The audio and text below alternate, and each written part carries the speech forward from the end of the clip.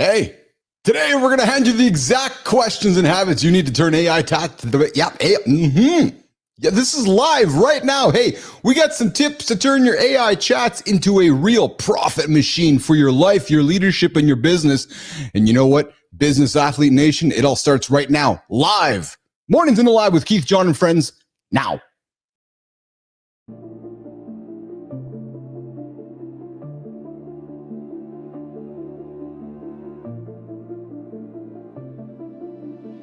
Welcome to Mornings in the Lab, where when something negative comes up. Building muscle improves blood flow. From squirting to squirreling. Start small, build up, and expand from there. To be entertained by fun over here. How have I slept? Has my sleep been good? That's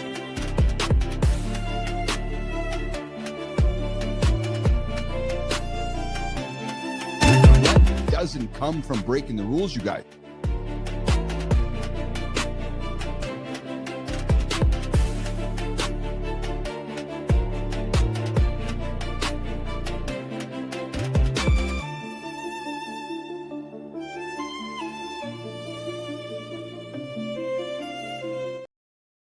All right. Good morning and welcome back.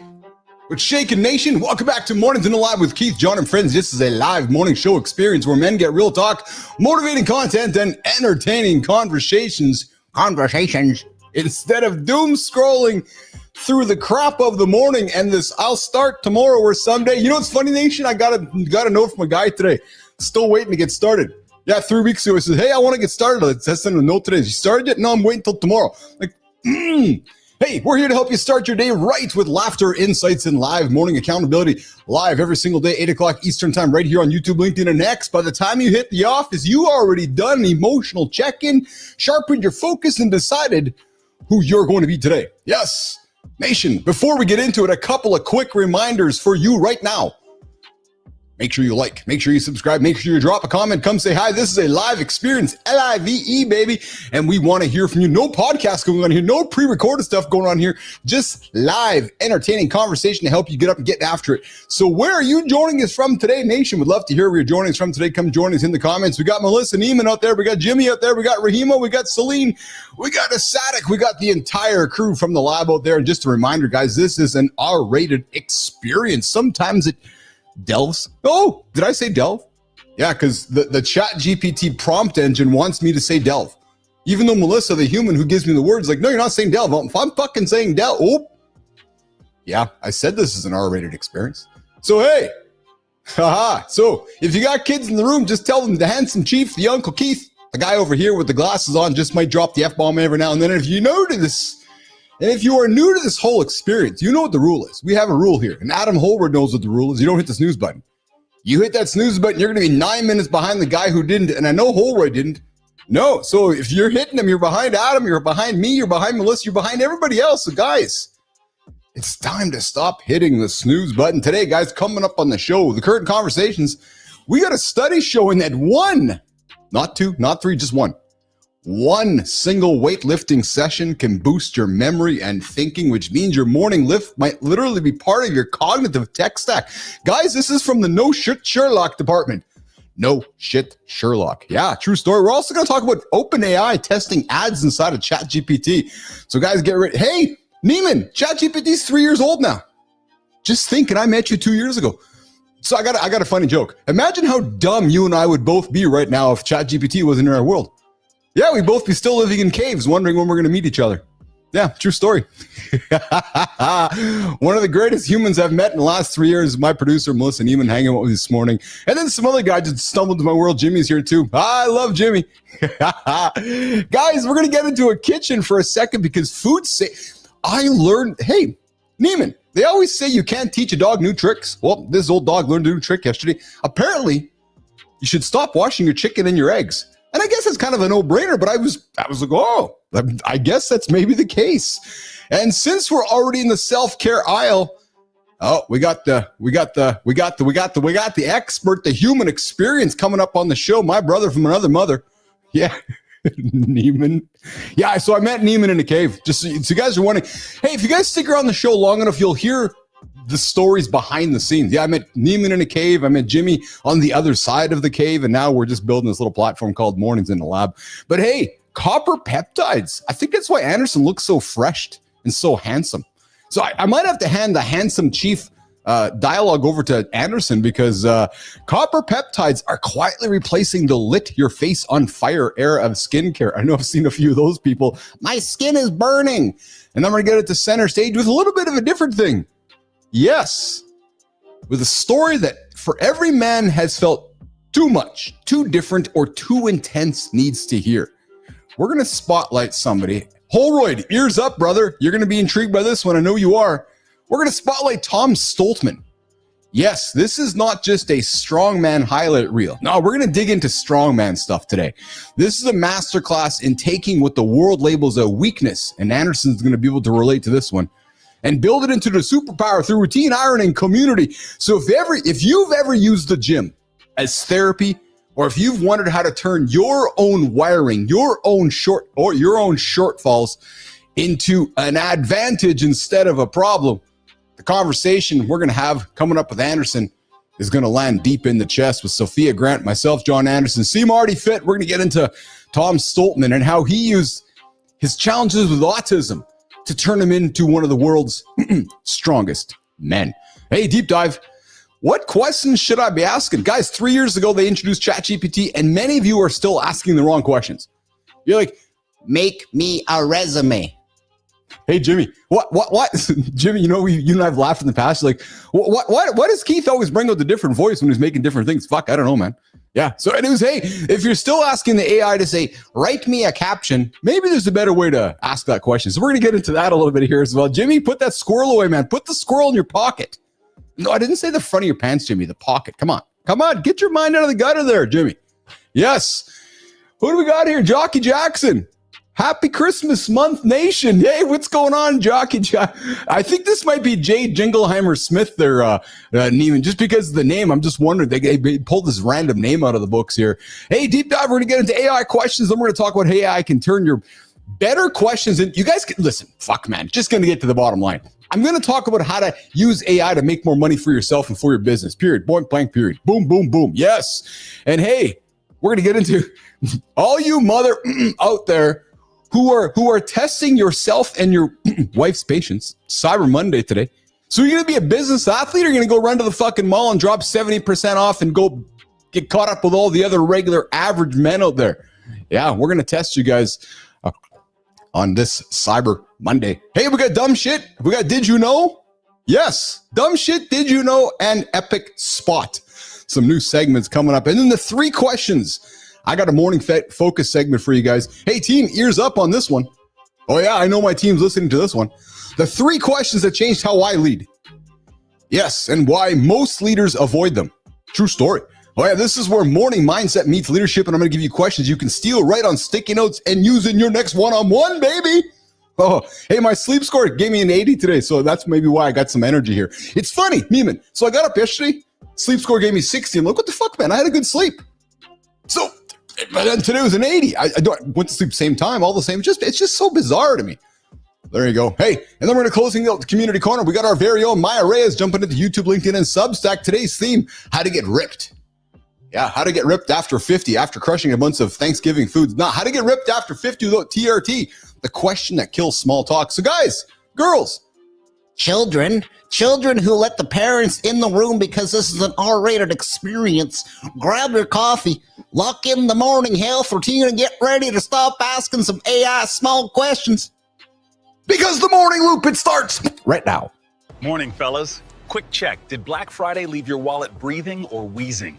Because I saw carts fuller than some savings accounts. Some of you treated discounts like dares, not deals. But If your cart total had a comma, we are definitely talking to you.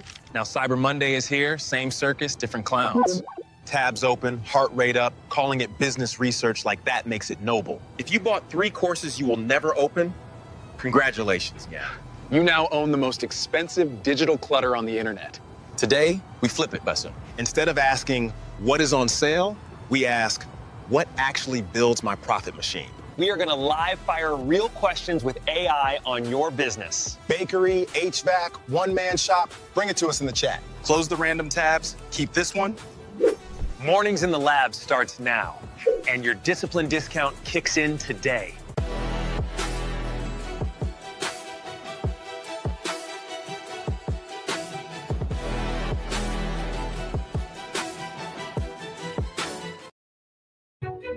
Hey, brother. Good morning, brother. Good morning, brother. How are you today? Good, brother. How are you? Just trying to get my camera situated here. Dude, I'm excited and I'm happy today because I feel like I'm you a few weeks ago. Let me explain. Okay, let's hear it. Remember when you were building, remember a few months ago we were talking about your peptide business and you were frustrated because you couldn't, you're like, I'm trying to find good quality stuff and I don't know stuff. And you started doing research. You started looking and you started learning into it, leaning into it. And then you discovered a gap. You're like, oh, there's a gap here. There's an opportunity. Well, so real quick, just to clarify, so the audience doesn't. Yeah.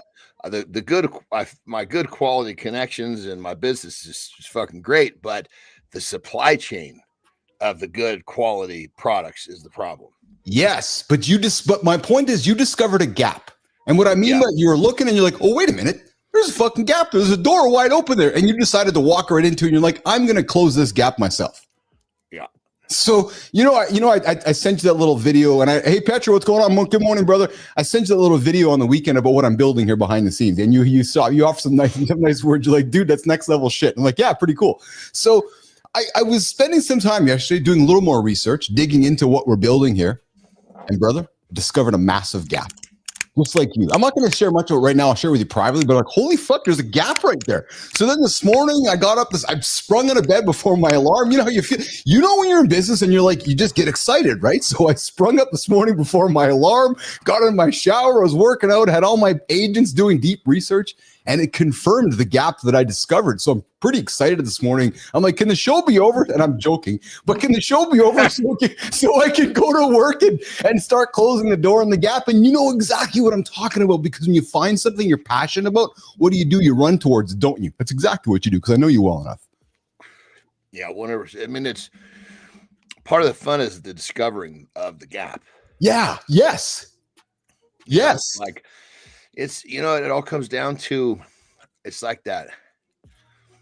It's that entrepreneurial spirit. Yep. It's like, like, it's almost like, with the whole dating thing, the idea that people go to an app. Yeah. Just line shit out. I mean, yes. What the fuck, man? I mean, the whole idea. The chase, the discovery. Yeah. It just took something out of it. I mean, granted, I still have my variation of an app. It's called the fucking telephone. I just call someone, hey, down. I got the list is deep, but I mean, fuck, man, to somehow settle for that. Yes. As to where with us, we always been in a different kind of seeking mindset. Totally. Speaking of seeking, good morning, Jamie Newstead. Good to see you there, brother. Hey, hustle, finished all my work modules around 1 hour in the gym of legs. Oh, nicely done. Getting after the legs today, Jamie Newstead, crushing it. Anderson, how was your weekend, brother? I know you traveled home and you had a wonderful week on the road, but I know you're home now, and I'm suspecting you're feeling pretty good about that, aren't you? Yeah, I'm actually feeling really fucking good. Yeah. Damn. Yeah. Good. Although, weird fucking thing, I woke up at like 1:30 today. Yeah. Oh. Yeah, like way early. Like I got up and I'm like, okay, I've only had one. This is my first piss. And this is my first drink out of this bottle. Oh yeah, fucking early, right? And I'm like, holy shit, this better be. Sometimes it's before midnight, right? And I'm like, yeah. If it's before midnight and I feel this good, I got a problem. So, that's awesome. I ended up trying to go back to sleep. I got a little. The in-laws are here. So, oh yeah. So I got some life expectancy work out of the way when no one was awake, right? Yes. And took a quick nap and got up about 2:15 and started kicking ass. Yeah, nicely done, brother. Nicely done. Hey, efficient, man. Efficient. I'm looking forward to some of my life expectancy work, post-work here. A post day today. We will have a what I was looking forward to was my session where I I have this certain place where I lay down. There's only one carpet in the fucking house. It's on that carpet where I lay down. Yeah. Put a pillow under my back, open up my shit like this. Oh yeah. It's like this is where everything comes to me. Oh, I love that. Yeah. Yeah. And I was like, fuck, I better bring my phone because because I can only remember 3 things. Once I have 3 things, I fucking get up and go write it down. I'm like, I'm going to be getting up and down all fuck because I hadn't done that for a week. Hold on a second here. Did you just say I can only remember 3 things? I love that if that's what you just said. Yeah. Because it's like, I'm not in this mode of remembering. I'm okay. I got to remember. What a fucking great idea. Got to do that. Right. And if I got 10 of those things, I'll remember 7 of them. Yeah. Well, I know you're not the guy in the middle of the night that wakes up and springs out of bed and writes his ideas down because you're sleeping. You're too busy. I'm the same way. I'm like, if I can't get it, I'm like, I got to get it out of my brain, then go to sleep. Like my when I go to bed, I know this blue light. Don't put your phone down. I use my phone right till bedtime. I'm looking at it. I dump my ideas out, do what I got to do, put it down. I close my eyes and go to sleep. It's like literally boom, boom, boom. That's it. There's nothing more complicated than that for me. But that was a fucking productive session. Jesus Christ. I think I probably between I text to myself and emails, I would say I probably half a dozen things were called to my attention. Nice. Yeah. Fuck. It was like, nice. God damn. Yeah. It's almost like anything. It was almost like I caught up on that time that I was gone. So we're gone, I think, 6 days, 7 days? No, it was 8. I think it was 8, wasn't it? I thought so. I know I'm monitoring your travel. I thought it was 8. I don't know. 6, 8, whatever. You were fucking gone for a long time. A long time. We had a goddamn hotel, dude. Yeah. Hey, Sterling Preston, we're going to go to the conversation desk in a quick second. I want to get to the comments here. We got Jackie Jackson. We're celebrating Beyond Borders. Do you invest in small businesses and profitable ventures? I have something for the nation. Throw it up there, Jack. We'd love to. Actually, it's funny because Anderson and I were talking about yesterday on text about investing and stuff. Dude, and you love my fucking. That's like my. Well, I loved it. You know what? Actually, I'm going to tell you. I'm going to steal that. Please. Yeah, I am. Share that, but I think we should share that with our audience. I don't know if you want to pimp that opportunity or not. If you do, go for it. No, I was presented with an opportunity last week that I've been talking to a fellow here, and he threw it at me, and I always like to throw it to friends along the way. So I threw it to some friends on Friday, and I was like, hey, maybe Anderson's intrigued by it. So, and it's one of those opportunities that it's like those. It's like I don't know. Oh yeah, look at the guy who owns the car wash, because you never think about someone making a lot of. I'm just an obscure opportunity, right? So this obscure opportunity comes across my desk. I throw it to Anderson, and he's like, "Thanks for throwing it to me, brother." But I'll tell you that if it doesn't, I'm going to paraphrase. If it doesn't fit my energy or feel my vibe, I don't really lean into it. And I was like, oh, I kind of like that, because what he did was it's like a screening mechanism for interest. It doesn't give me the vibe or the energy that I want. And there'll be times, man, and I'm just, maybe it's the Canadian in me whole way where I'm kind. It's difficult for me to say I'm not interested in listening to it, but I'm going to find the words where it doesn't really fit my energy. So thanks, but no thanks. So I'm going to steal it from you, man. Yeah. What I said was, if I don't enjoy thinking about it, I don't invest. Yeah. Yeah, and I appreciate that, actually. Yeah, because then it protects my vibration. Yes, because it's a little obscure business. We've all some of them are fucking great, totally. But how many of them are not great? And it's like, fuck me, man. I got to go down this fucking trench of bullshit again. Yes, this is not where I want my thought. If I had the thoughts in businesses I love, I would be so much happier right now. Well, you know what's funny? Because I took something from our conversation yesterday and I leaned it back into a meeting I was at last week that I don't enjoy going to, but yet it's a meeting that's all about money and economics that do well for me, but yet I don't enjoy going to it. So it's exactly what you said. It's like the vibration from that meeting, I didn't get anything out of it. So it's the same thing going, if I'm going to, even though I'm making gazillions of dollars and I got to go spend time on a meeting with something I don't enjoy, you're probably not going to be there very long. Simple as that. Not going to put the effort in. Simple as that. Well, as soon as you realize that chasing the dollar will never make you happy, 100%. then all of a sudden this thought becomes very fucking real. Yes. But if you still believe that that zeros in a bank account is your key to happiness, I think both of us can fucking fill you in. Oh, I'll sit down and have a coffee with Keith and John. We'll tell you all about it. All right, Sterling and Preston. Let's get to the conversation desk, and then Johnny, we're gonna dig into Tom Stoltman. I want to relate his story to your story, he's somebody who leaned into his shortcomings with kind of autism. similar, 100%. He had some disabilities too. Yes. So and we're going to put him on center stage. We're going to have a conversation about Stoltman. And actually, truthfully, brother, it's as much about you too, because we are about transformation now. And I was reading Stoltman's story. I was like, holy fuck, man, it's almost like Andersen, just a little bit different. So we're going to talk about it as well coming up on center stage. But Sterling and Preston, let's get into the conversation desk and let's get the show on the road. Let's go, boys. Today's desk is a full audit. What you lift, what you eat, what you smear on your face, and what you ask AI. We've got one workout sharpening your brain, kitchen habits that quietly spray germs, and skincare finally shifting from burn to repair. Plus what it means when your favorite chatbot starts chasing ad money. Let's hit the conversation desk and pull it all apart.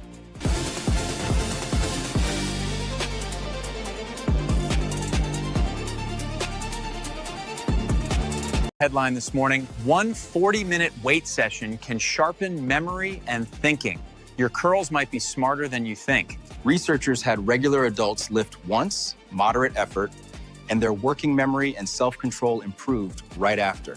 If one session can clear brain fog, imagine what a year does. We're about to talk lifting as brain training. Hey, Johnny from the No Shit Sherlock department. Again, science confirming what you and I talk about daily. Getting in a lift helps change the brain, right? And I know you've talked about it often, but it's just this idea of, it increases systolic blood pressure. And I'm not going to spend a lot of time on it, but again, It's fucking, these motherfuckers are onto something, man. Yes. I mean, it's like going outside when it's raining will get you wet. Yeah. Working out will clear your brain. Let's just walk around and state fucking facts for the rest of our lives and give scientists credit for it. Fuck. Yeah. I'm gonna start taking credit. No, but it's good though. No, but it's good. It's good. Coming will make you ejaculate. Yeah. I mean, taking a dump will make your butt dirty. Should we just keep stating these goofy fucking facts? It's like, come on, man. You know what we need to do though, brother? And actually, Petro, I wouldn't mind getting your opinion on this, not necessarily this second, but along the way to help John and I understand this. So actually, Johnny, you're probably curious too. Why do scientists still go down the path of some of these, like I'm going to say, obvious things? Like why do we need another study of whatever, 1,000, 10,000, whatever people to confirm what we probably know, that lifting weights equals Y? And I'm very serious with I think I know the answer to this. Please tell me. It's because the public has become so fucking, I call it lazy, call it brainwashed, call it all the above. What's funny? Because being a lazy fucker and not doing shit has become so accepted that this general fucking knowledge of generations back does not float around as commonplace in the younger generations. It's funny because Melissa just wrote down the exact same thing in the comments to me. She's like, it's not obvious for the average man. Yeah, it's fucking unbelievable. But hold on, I'm going to challenge you both. That's fucked, Melissa and John. How the average man doesn't know going to the gym and lifting up a heavy weight and putting it down doesn't make them feel better. I don't. That just seems. Brother, you could have me state so many things that I don't know about the shit I don't know. It's unbelievable. You guys, this fucking guy retarded. Well, in some places, I'm retarded. Yeah, I don't. It's like some of but again, that's what. So here's one actually. So this was less duh for me, and maybe duh for you, but I got to be honest, man. I learned something from what I'm going to talk about next. We got Marty joining us here in a quick second as well, and I know you don't spend a lot of time in the kitchen. I mean that with love, because I know Terry does. But I'll tell you something. I had a duh moment yesterday. Experts warn against washing chicken and eggs. Run this little clip. Let's talk about it, guys. ChatGPT might start showing ads. Even your favorite robot is getting dragged into the attention economy. This is a company chasing $20 billion in revenue and still feeling the squeeze. Big lesson there. Top line doesn't mean safe. If the tool you rely on to think starts optimizing for ads, you've got a new problem. We're about to talk what that means for your focus and your data. All right, that's okay. We are so hey, ChatGPT's got some ads coming up. That's all right. Jimmy, don't worry about this next one here. John, did you know this? And you probably did, or you're probably thinking I don't give a fuck. But I'm being serious here. I didn't realize the the safety precautions with actually washing chicken or eggs because of all the bacteria on it. I got to be honest, man. I didn't even think about it. So if you're washing chicken in your kitchen sink, it's getting worse because the food standards are so much fucking lower. Yes, you know? It's not like this in other countries. It's not the same. Yeah, but I mean, granted, there can be bacteria in a lot of shit for sure, but we allow a lot more here. Yeah, and the bacteria that you're going to get out of like chicken and eggs is fucking nasty stuff. Yeah, and John, I know obvious, but I got to be honest, man. I really didn't. I guess I had a dumb moment. Let's bring Marty up here. Well, there we go. This is one of the fucking things that you don't know about. Okay. I'm kind of like, okay, come on, retard. On the fucking funny farm, you guys weren't fucking doing this stuff. Well, but I always put so to me washing chicken on the funny farm. Yeah, I mean the funny farm. You just fucking once you got some chicken eggs and they had shit on them, you washed them, and that was the way it worked. And you washed them so the next time you grabbed your uncle's nutsack, you had clean hands. Let's both look to our brother and welcome him in. Good morning, Marty. I just got here, so Marty, I did that. I did that. As soon as I saw your face, I just took off to the left. You know that was for you. Just got here. What the fuck is going on this morning? You know that was for you, babe. Oh man, no, I appreciate it. That's a great way to come in. I appreciate it, man. How are you, pal? I'm great, man. I'm great. Had a busy Marty, morning. do you wash your chicken? Yeah. Wash my chicken. See, fucking weirdo. Yeah, I wash my chicken, man. You're not supposed to wash your chicken, Marty. He goes and makes a challenge about something a little while ago. Like, I'm going to challenge you. He goes, so how do people know? It's like, dude, there's so many things I don't know. I'm not going to pretend I know everything, And then, of course, he swallowed that. And then the next fucking segment, he does it himself. Tell me what I swallowed, Anderson. You don't know what I swallowed. Oh, my God. I don't want to know what you swallowed. Yeah, I don't. Weirdo. On the funny farm. I mean, clearly on the funny farm, you swallowed too much. Then he'll try to say, you know what I'm talking about, right, Johnny? No, we don't. Yeah. No, we don't know what you're talking about. So no, thank you. Don't want to know, never will know. Hey, Marty, I think you have something to say to John. You sent me a text yesterday. Oh yeah, John. Let me talk to you real quick, John. So what do you got, babe? Because you're my brother, right? I told my mom, I'm like, I get my creatine from Enhanced Labs. Check them out. They got all types of snacks. I got some the protein waffles from there. I let my mom try it. I'm like, go to Enhanced Lab, type in John 10. What did I recommend that you get? I got that too. I did. That's the only thing I recommended. You ain't even let me finish the story. Well, if you're gonna pin this other shit on there, the argument's over. It's not even about that. It's not about that. Good. I jumped the gun. Come on, the baby. creatine is great. The creatine is great. I don't have any complaints.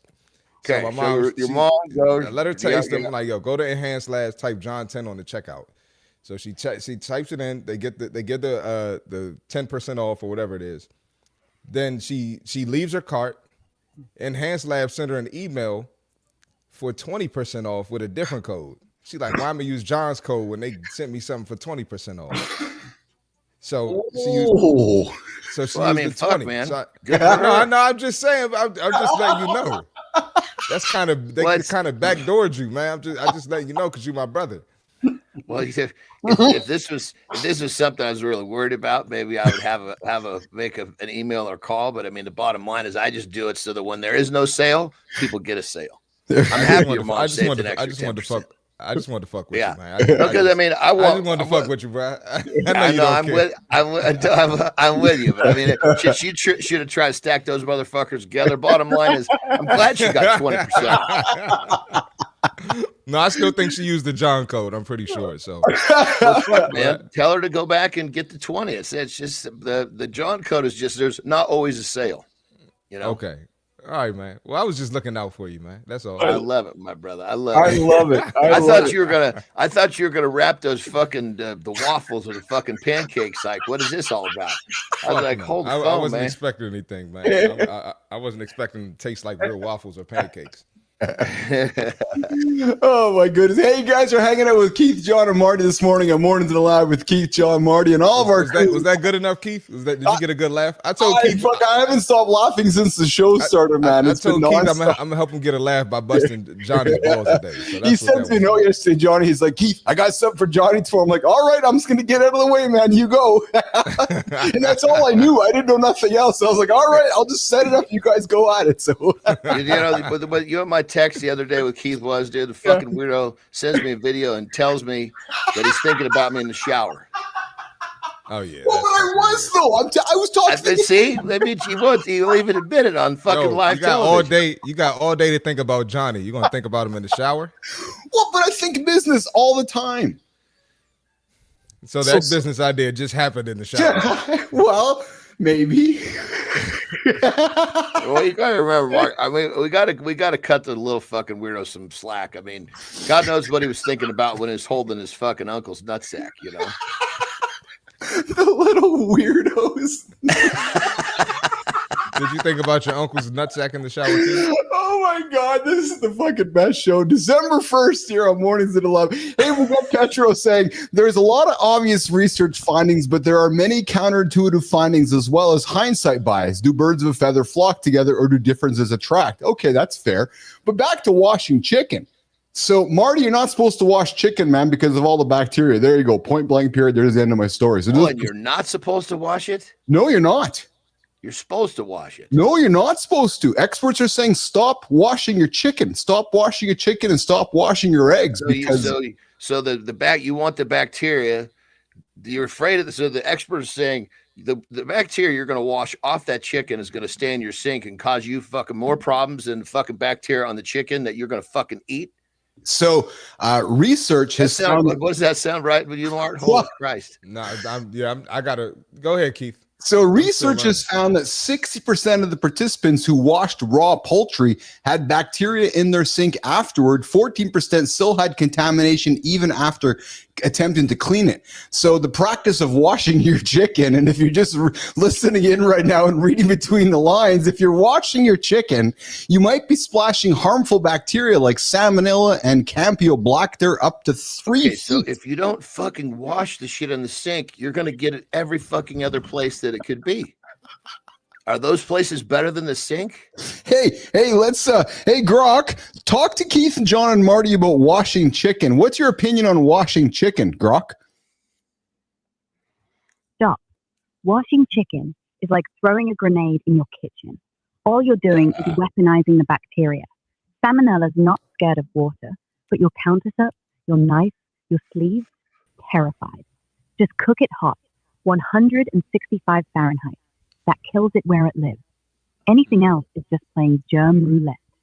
Yeah, so there you go. So I got it. Like I said, guys, That's okay. So let me think. It's like, okay, don't take a fucking dump in the toilet because the bacteria might not all wash down. It's kind of similar. 14% of participants still had bacteria in their toilet. Well, no fucking shit. You just took a dump in there. Yeah, I know, but I think what we I think again sometimes don't think of is when we're washing the chicken, all that splatter and splash, and it's funny. So I was at a party on Friday. I agree. I can see that though. But that's operator fucking error for Christ's sake. When you're washing something fucking dirty, you're not gonna fucking splash something 3 feet. If you got a dog, if your hand is covered in dog shit, you're gonna fucking bring that. You're gonna put it low in the sink. You're going to fucking make sure nothing splashes 3 fucking feet. That's how you got to treat chicken that might have a bacteria that could kill you for sure. Jackie Jackson, send me the note, man. Keith at bapl.ai, BAPL.ai. Melissa will drop the email in the comments. I'm glad to take a look at it. Hey, Johnny, you know what's fun, brother? I'm just going to look at you and I for a second. Everybody's listening, but I'm just going to talk. I'm talking to you directly. You know what's awesome, pal, with this show? And Marty, you too, man. We can take a conversation about washing chicken and have a conversation about it. And I mean that as a skill. Because it's one of those things that you're like, what do you mean? I'm like, no, fuck washing chicken, because it's I didn't know, and yet it's like, oh yeah, washing chicken. So hey, Marty, you notice how Johnny's looking so handsome these days? It might be his skin, because Jimmy, let's get this one ready. Copper peptides are gaining favor as a gentle collagen booster. We're going to talk about with Johnny in a quick second. Sterling and Preston, do you guys put the copper on your face or what? Derms are waving the red flag on harsh peels and maxed out retinol and pushing copper peptides as a gentler way to build collagen. These started in wound healing labs, not TikTok. Instead of stripping your skin, they tell it to repair the barrier and lay better tissue. If your face feels cooked from years of acids, this is the recovery story. We're about to talk what actually matters for guys and what to skip.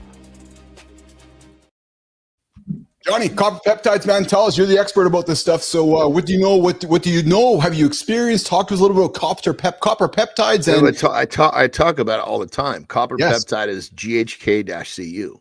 Oh, okay. Oh, there you go. So that's copper peptide right there. Okay.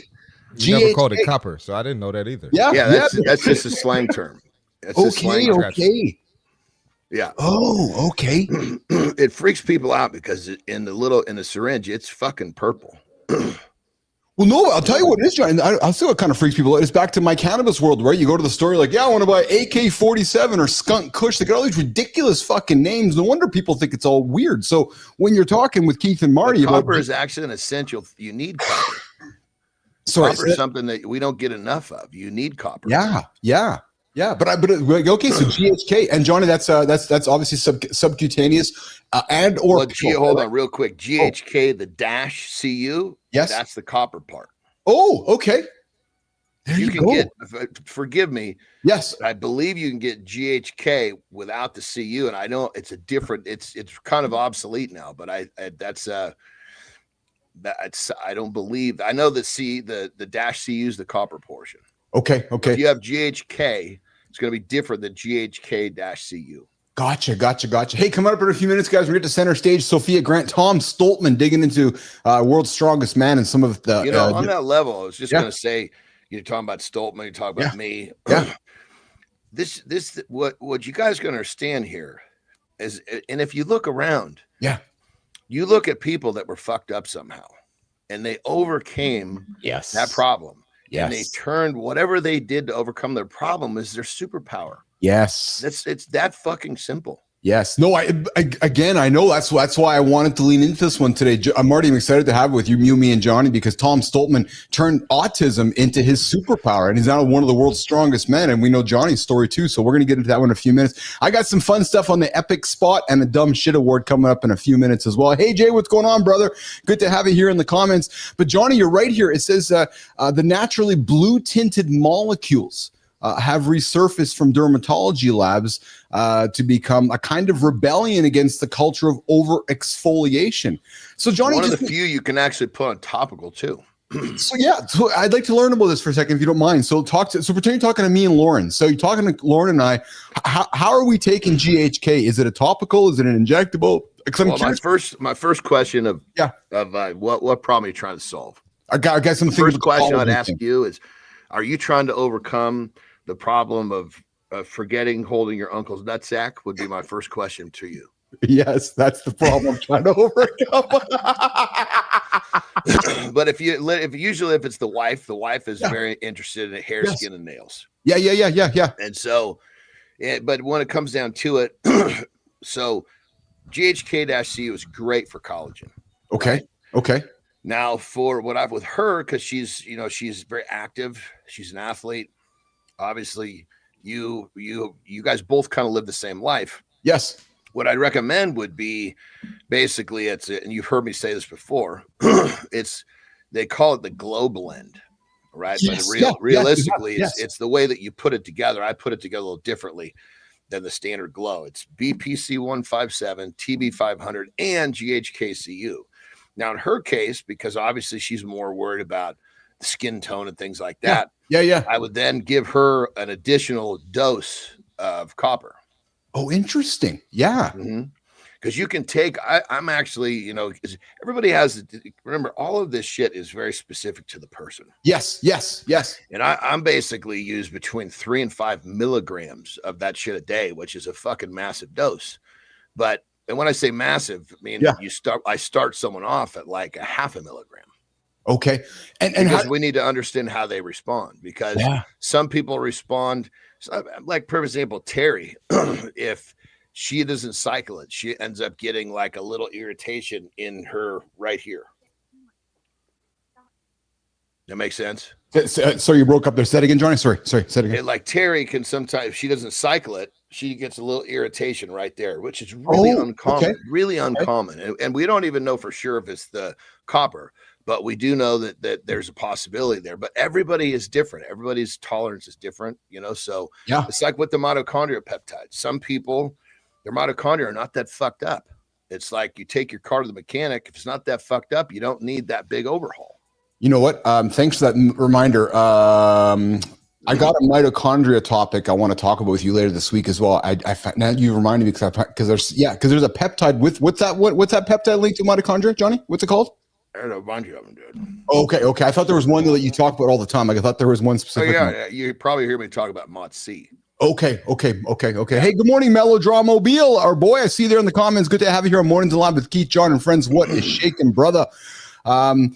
Marty, you ever find yourself needing to jump your Jeep and not have jumper cables? Because I found a dude. I just learned something yesterday, man. This is fucking crazy. There's a dude that if you find yourself stuck without jumper cables, this guy, epic spot move. Jimmy, let's put it on the screen, man. This is something Jon Andersen would do. This is an epic spot. Dude,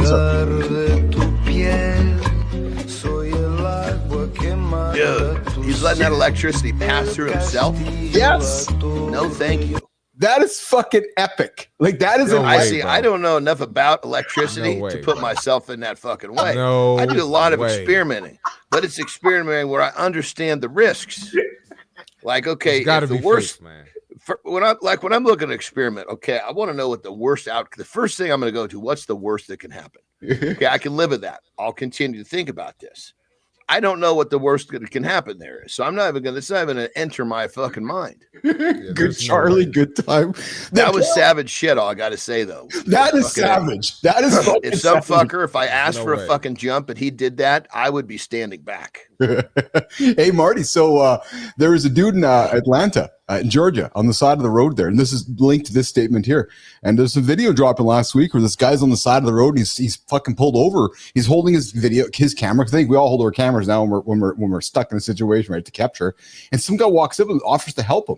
And then you see his expression going, "Wait a minute, are you Justin Bieber?" So Justin Bieber pulled over to the side of the road and helped this man in a situation. So I thought about it because that could be Bieber in between two cars doing the old I think Bieber is a little smarter than that. Yes, exactly. Yeah, all right, come up. We got a center stage segment coming up in 2 minutes, but before we do that, I got a dumb shit award, guys. This is a fucking funny one, man. Get ready for this one. We talked life expectancy work, Marty, before we got here. Well, Jimmy, Melissa, I think we got something here. Let's. This is the ultimate dumb shit award. This is where you don't want to contribute life expectancy work. Let's run the segment here, Jim. Welcome back to the Dumb Shit Award. Today, we are at a sold-out concert where one guy wrecks the whole section. If Road to a Weird Sideshow? He is just sitting there, black band tee, beanie, soda, and those sketchy, rhythmic mystery hands in his lap. Then the dude behind him skips every adult option and launches straight into a cheap shot punch to the side of his head. Now it is full chaos. Seats folding, drinks flying, random guy in green joining like it is WrestleMania tryouts. So who wins today's Dumb Shit Award? Lap guy or punch guy? Tie. You both lose the concert and your dignity. Business athletes, if someone is out of line in public, you use your brain first, your mouth second, never your fists. And if your hands are bored, clap, cheer, hold your drink, text your mom, anything but weird lap choreography. New rule from the doc, do not become the main character in somebody else's security escort video. Stay strong, stay calm, stay undumb. That is the Dumb Shit Award. See you at the next disaster.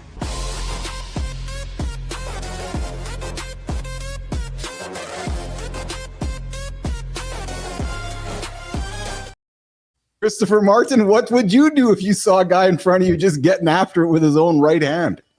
I wouldn't punch him in the face. I would just remove myself. Yes. Yeah, I wouldn't punch. I don't think I'd be punching him or kicking him either. I'd probably maybe, Johnny, what would you do? Fuck, man, I probably have first thing is have a giggle like this fucking guy getting on the program, you know? But, you know, here's the thing, dude. Not recording. Here's what happened. Fucking, the three of us sitting there watching. Marty gets up and leaves first. Keith and I start fucking giggling. I stay seated and continue to laugh. Keith gets up and goes and grabs his sack to help him finish. Oh,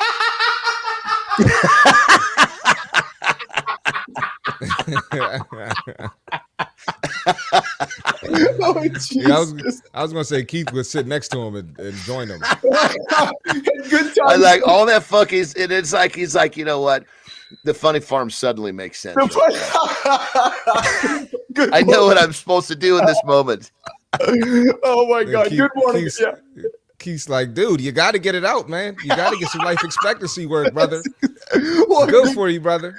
Good time, says Charlie. Says toss him some lotion. Yeah, here you go, brother. Because we know Anderson's carrying lotion with him all over the place. Always has he's got his system, so he'll just toss him the lotion. For today's dumb shit award this morning on Mornings in the Lab with Keith, Jon, and friends. But I mean, let's think of how many times, Marty. You might not.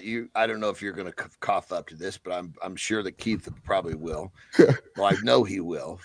Yes. But how many times do you like? You know, especially when you're younger, it's like, fuck, man, I gotta drop this thing, and you go fucking find a bathroom or a stall or someplace. Oh, for sure. You know what I mean? But 100%. I mean, in public, to fucking.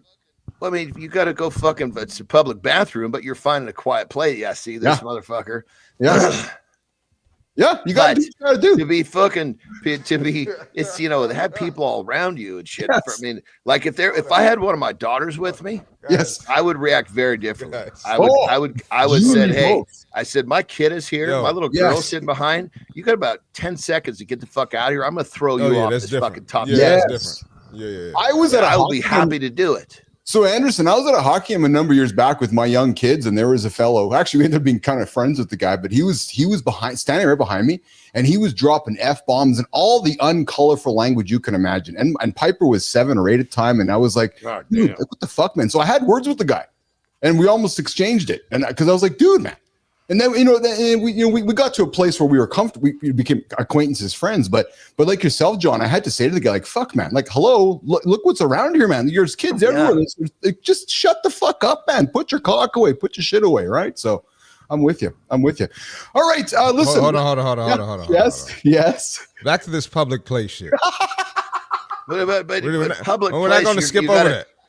You got it, but it's a quiet place where nobody fucking knows what you're doing or knows where you are. Dog, not even my white friends have ever done that.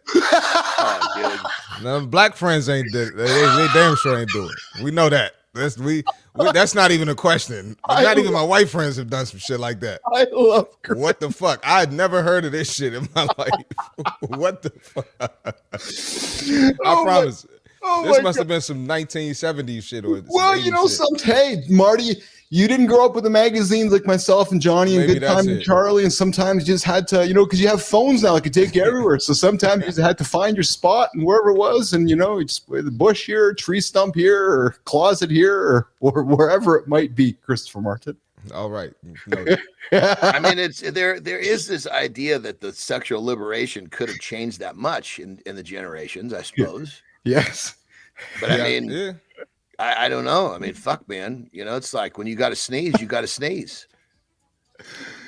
All right. So listen, let's get. I love it.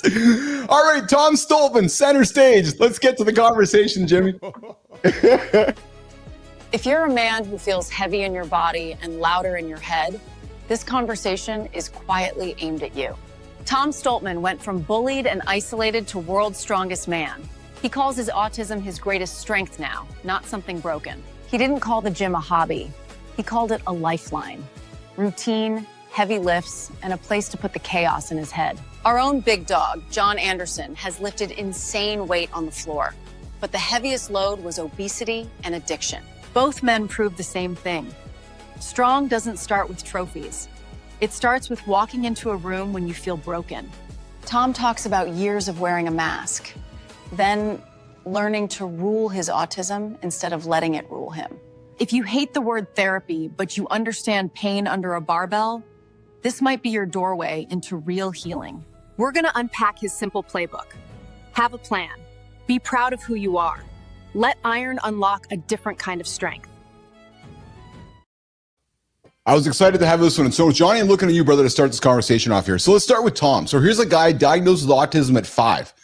He's been open about being bullied, isolating himself, and even having suicidal thoughts before the gym gave him a reason to live.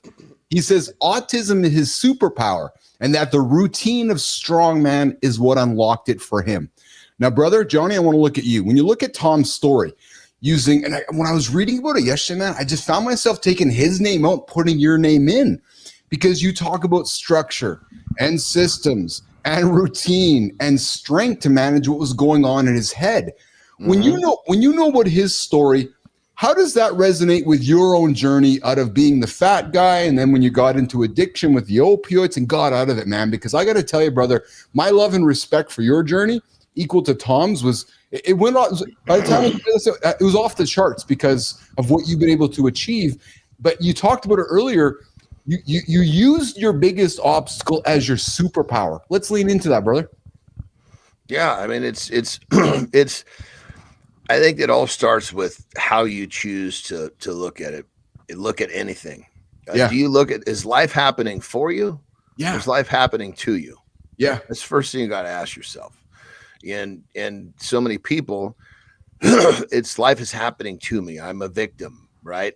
And if you're going to adapt that mindset, you're going to stay there your whole fucking life. Or at some point, you basically take the bull by the horns and you realize that, I mean, and again, for me, I think because I'm sure I don't know Tom personally, obviously, as I was out long before he got in. Yes. I mean, he was probably one of the guys. I mean, God, I'm trying to think. He was probably 10 or 12 when I was in my last couple of years. Okay. Competing over there. So undoubtedly, he probably saw me compete on Eurosport. But anyway, but it's the whole idea that you're going to, when you're challenged like that, you have to learn to work fucking twice as hard just to try to keep your head above water. So that's the first step, right? You adapt that. And then you start to realize, Jesus Christ, I can apply this shit where I don't have a disability, and it fucking really works. And then other things, like for me, it's problem solving. These two things completely changed me. and strength was problem solving too. I mean, especially strongman. How do I pick up? I mean, sometimes you show up and you see this fucking stone. Yeah. You got to figure out, if you've never picked it up before, first thing we do is we go start rolling the shit around, figuring out where we want to grab it. Look for people that have picked up that exact stone before, right? And bottom line is it's problem solving.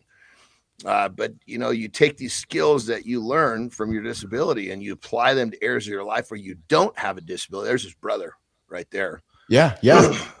And it's fucking superpower. What struck me the most, and Marty, I want to bring you into this too. What struck me the most, you use the words, it's problem solving. I never thought about that, about strongman competitions until I've gotten to know you, and until I got to watch some of the content I watched yesterday. I saw a guy with ALS yesterday, do some strongman competitions because of what you just said. It's solving a problem. It's really that, isn't it? Because you're like, okay, how do I pick this thing up? Because it's not obvious to me. Well, I mean, to get good at anything is problem solving. That's fair. I guess so. Yeah. But it doesn't matter what we're talking about. I think I'm going to suggest, so many folks would look down upon, I'm just going to say a strongman, because what kind of skill set is that? Just picking up heavy shift. Well, of course it would. What else are they talking shit about?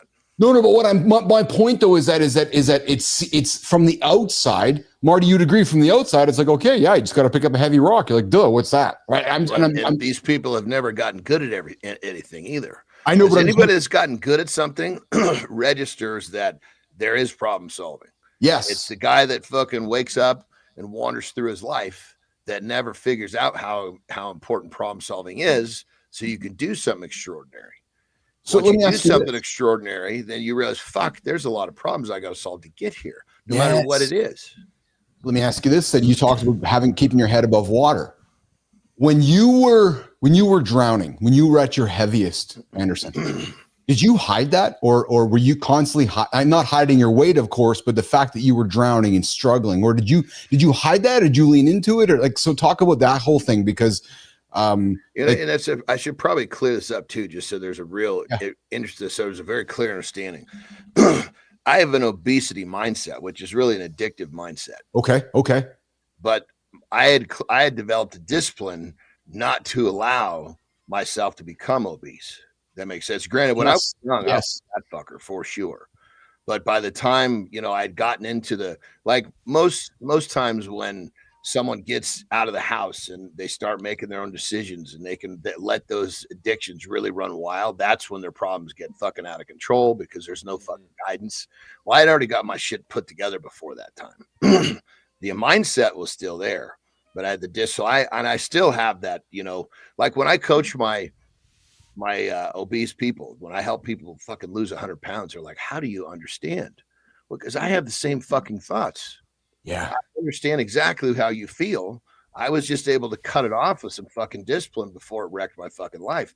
Now, granted, it's still turned my life upside down in many cases, but it's a mindset. If you think about it, it's really obesity is a mindset. The being a fucking lard ass is just a side effect. It's just the what you see on the outside, because the torture of the mindset is really what fucks people up.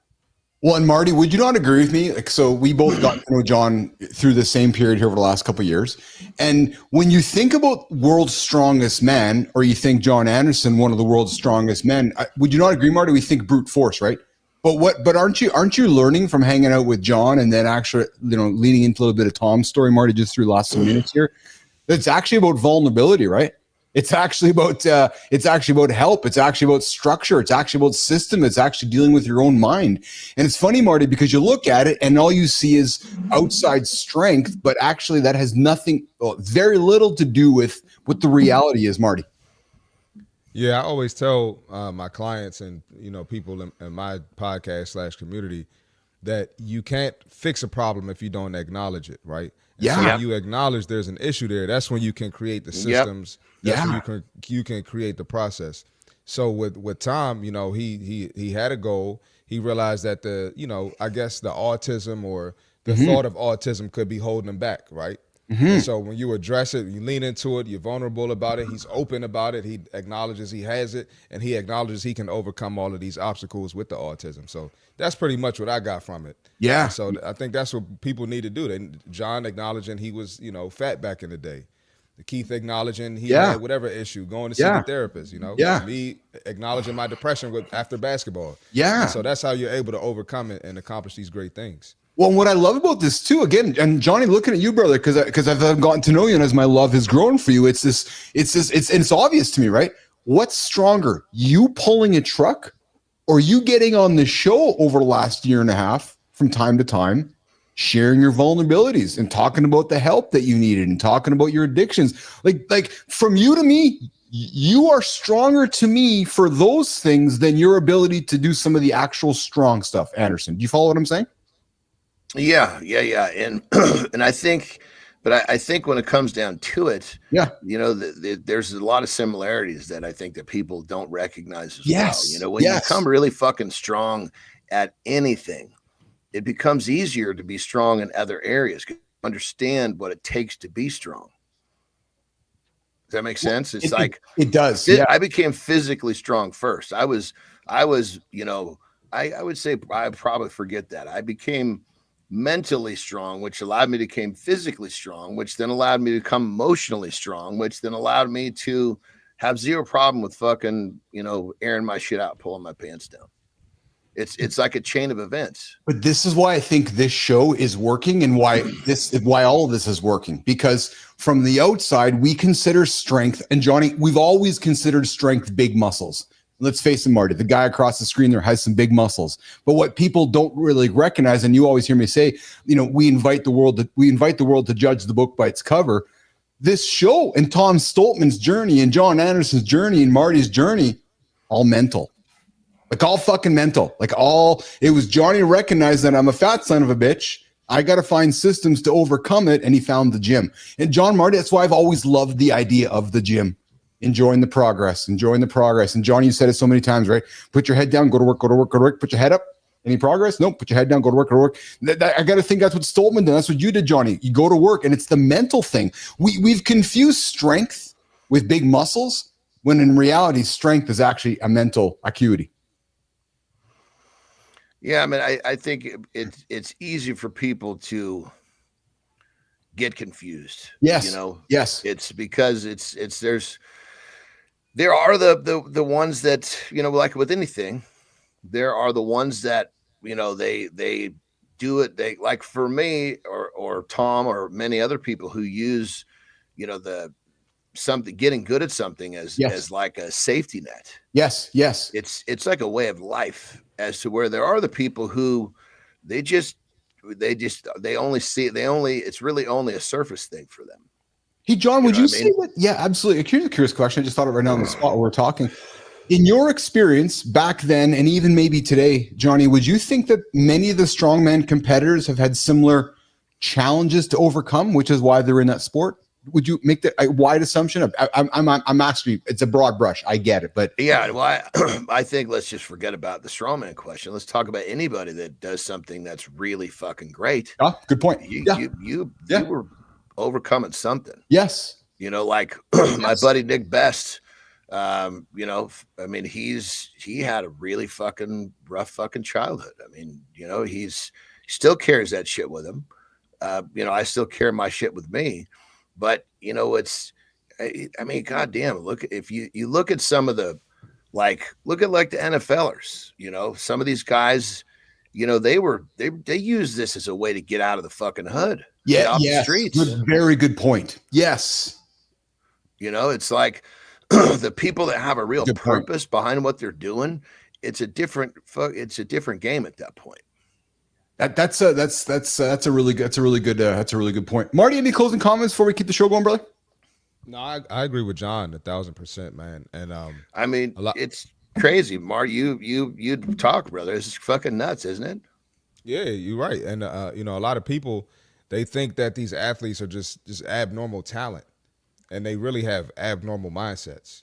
You know, yes. So I like that. They tap into a different type of mindset that the average person doesn't have. And you know, it might sound mean, but that's why people are average, and there are people above average. You know, well, and there are the anomalies, right? Yes. And when I say this, I don't know, but I'm going on a limb as the first person that came to my mind. If you said, who's someone that became great that wasn't overcoming some blah blah blah, I mean, I have no idea if I'm incorrect or not, but like, you know, a Tom Brady story, from what I understand, he had a fucking great everything, but he just he was programmed a certain way.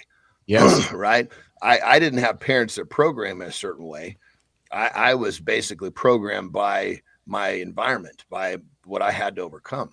Yes. Yeah. But we get programmed somehow. Yep. And sometimes it's through positivity. Sometimes it's, you hear these stories, these fucking guys where they go to practice and their dad will come pick them up. Then they got to fucking run 15 miles home. Yeah. Well, dad will follow them in the car. How about the Williams story, right? The Williams sisters, Serena and right, or the Tiger Woods story. There we go. Like right. The Serenas, I would say they were programmed from the time they were young. Yes, Johnny, you're absolutely right. I've watched that movie over and over. Yes. And it's, from what I could see, they weren't overcoming, you know, they weren't going home and getting raped. They were going home and being loved. Yeah, and going to work. Yeah. And dad had a plan, right? Yeah, they were programmed. Yeah. So it's programming. Most of us get programmed by something that's fucking challenging. Yes. Yeah. All right, guys, listen, we just had a wonderful conversation. I got some ambitions with our center stage segment. We're going to keep featuring humans, guests doing crazy stuff on center stage, whether it's fire. Whether it's a real guest or whether it's something we're going to put on the stage to lean into. That's what we're going to do here regularly. We're going to come back with a lifestyle tip and then to reset hour 2. Guys, if you're watching this and something inside you is nodding along, if you're carrying extra weight, maybe you're fighting addiction, or maybe you're losing the battle in your own head. You don't have to become the world's strongest man. No, you just need to start where you are. Pick up something heavy, metaphorically. Carry it a little farther than you want to. Do it again tomorrow. And if you can't do that alone, reach out for help. Jimmy, let's do the lifestyle tip with Andersen. I got to roll, fella.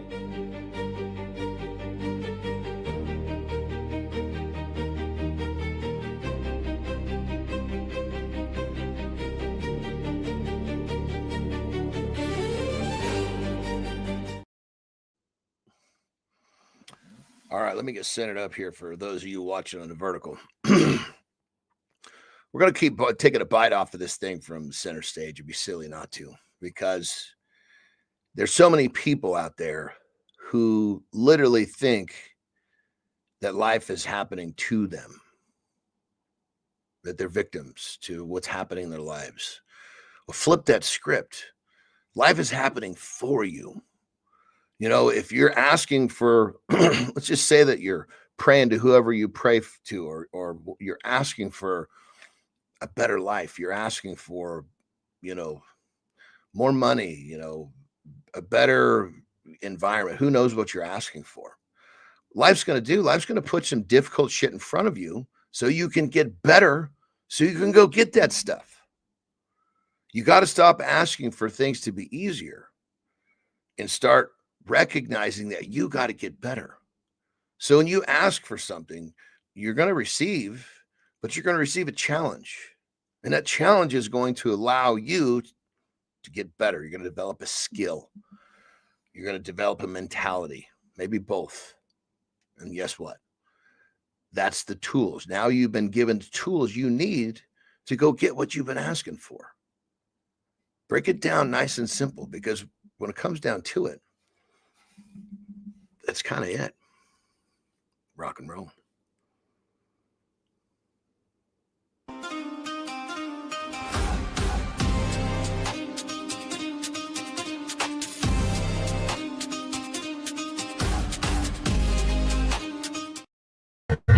Good morning, everybody. Welcome back to Mornings in the Live with Keith, Jon, and Friends, your live morning show every single day, 8 o'clock Eastern time, right here on YouTube, LinkedIn, and X.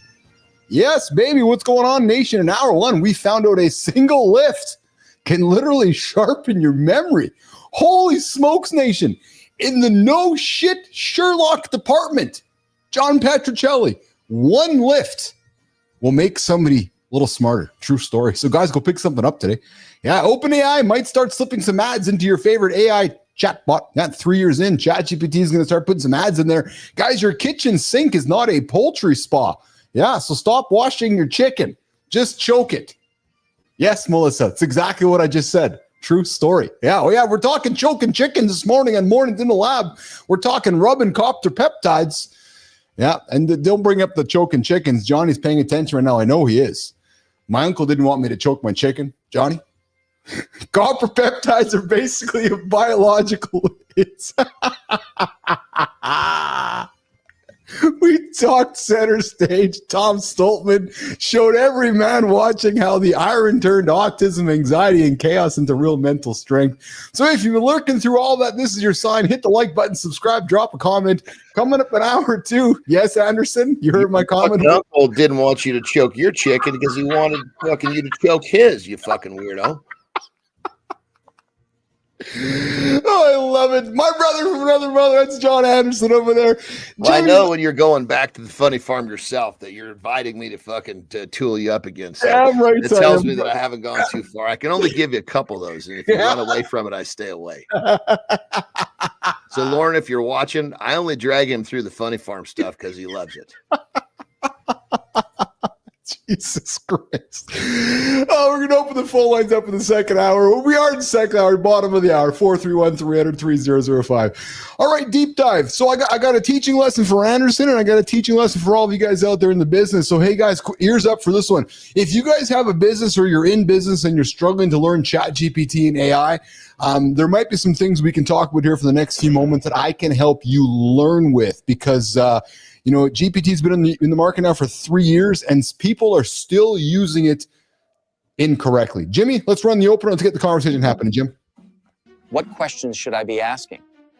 That's the line that turns AI from a toy you poke into a partner that pays you. Most guys fire off one lazy prompt. They get a mid-answer and decide the tech's overrated instead of their question. We treat it like a coach. We say, here's my business. Here's what's breaking. Show me what I'm not seeing. We're going after 3 profit questions: customers, offers, time.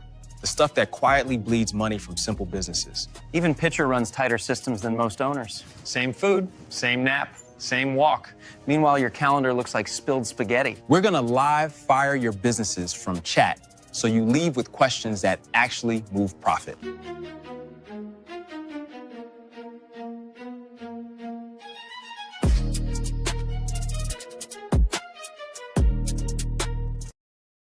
Johnny, most guys open the AI app and they ask one lazy question. And then they get a mid answer and they decide, this thing's overrated, wrong game, I'm done using it. And they're like, fuck, I'm not going to use this thing. Yet guys like myself, guys like yourself leaning into using these tools are moving ahead of everybody else. Let's talk about how you use ChatGPT. And I'm going to throw some ideas out there for our audience to consider how they might want to use ChatGPT a little differently. And it leans into what questions should I be asking? Johnny. I totally agree with what you're saying. But the people that give it one crack and run from it, that's just a behavior pattern. They do that with everything else too. Well said. That's actually a really very good point. Actually, that's I went to the gym. I didn't lose any weight.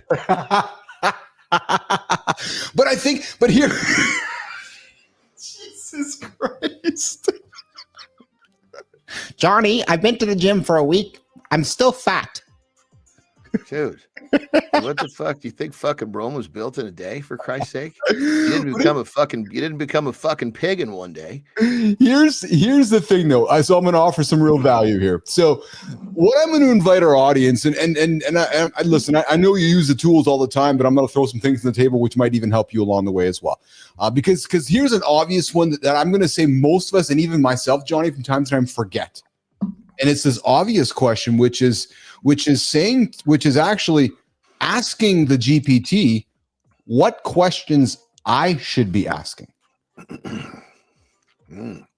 Right? So approaching a problem and assuming you don't know it, but approaching the problem and asking the GPT with what questions should I be asking about this situation? Because you don't even know it's an old adage, you don't know what you don't know. Yeah, I think one of the things that totally, and I think one of the things that is kind of screwing people up with ChatGPT, it's kind of like the internet. Well, I read it on the internet, must be true. Yes. Well, Chat's going to go out and scour the fucking internet, so it's bringing you everything it could find on the internet. It's going to bring you an average. So you have to be specific with what you're asking for. Like when we're talking about research the other day, we asked about research over the last 15 years versus research. I think it was over the last, 15 months or 12 months or 6 months. Yes. Very different. Yes. So you have to you got to realize it's kind of like any tool. What is this tool going to do? Like, perfect example, if you're using a saw, well, this tool is designed to do this. And if I don't fucking use it right, it's designed to cut 2x4s. It'll cut my fucking wrist just the same. Yes. You got to understand the tool. What's the purpose of the tool? So I guess when it comes down to it. No, you're saying all the right things, Johnny. You're absolutely saying all the right things. People they look at these things and they're not applying themselves. But I think they don't apply themselves to much, and that's the problem. Well, so I was having some conversation with folks over the weekend about this, and especially in our demographic, John. This is why I'm pretty passionate about this, because in our demographic, in our 50s, a 50-year-old with the experience we have, as well as the expertise and experience with using these tools, I'm going to suggest have an advantage over a 20 or 30-year-old that doesn't have your life skills who can use the tools. Right. So and if you look at some of the world's biggest leaders right now, they take these tools to the meetings with them. I was reading last week, so Bianoff from Salesforce, Satya Nadella from Microsoft, Tim Cook, a lot of these big leaders sit in their meetings with their bot sitting next to them, listening, using it as an AI coach. Right. So, for example, here's what my business looks like. Here's what's breaking. Here's what I want help with. Can you help me see what I'm missing? Right? Instead of, I need help with my business, what can you tell me? No. To your point, John, spend some time with it. No different than if you actually, exact same example. If I said, John, you need some help, I want some peptides. You're not just going to say here. You're going to ask me a fucking gazillion questions. We're going to have a conversation. And then out of that, we're going to get some results and direction. It's the same thing with these tools, regardless if it's Grok or ChatGPT, it's Gemini. It's hey chat, I run a peptides business. What are some questions that I should be asking about my peptide business that I don't know that I should be asking? Oh, right. I have a bakery. What are some things about my bakery that I don't know I should be asking? Oh, have you considered this? No, I haven't. Right. So, and it's not about, and here's where I get frustrated, John, because most folks think that ChatGPT or these tools are all about giving you the answer. No, that's not, I don't look at it that way. I look at it as a resource to help me be curious, ask more questions, and help me as a human being, Jon Andersen, arrive at an answer. No different than our conversation last week with nicotine, right? So we got all this information. We still will arrive at our own answer, right? But it's asking questions and being curious and not accepting the first thing it gives you. 100%. I mean,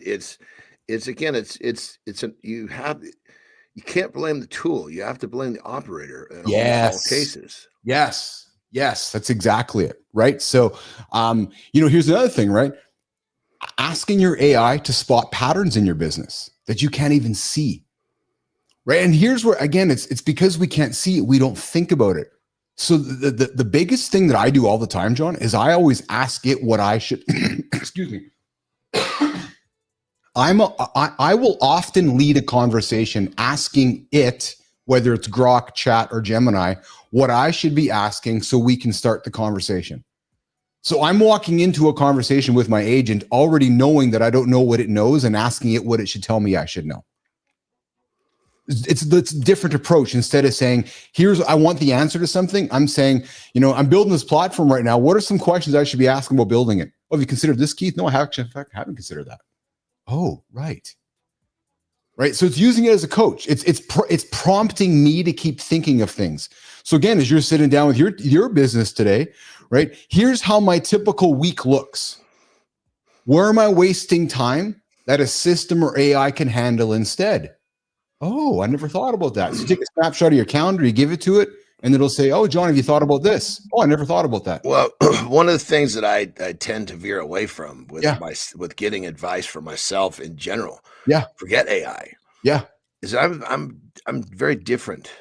Advice that will work for the common man almost always will be something different than I will pick. Yes. And which so is fine. Yeah. And so again, it's like, there's certain things that I use chat for, a handful of things, but I don't use it for the part that makes me. I use it to make me more efficient. 100%. Which is the right way to use it. I don't want chat's ideas. I want my ideas, because I see different, I problem solve differently. And chat doesn't have enough information from people that think like me to give me information that's going to be very different. I would, like when Tara and I brainstorm, she'll go right to the internet. I want nothing to do with that. I want my brain to run and start to solve and figure shit based upon the way that it does things, not to get distracted by the average.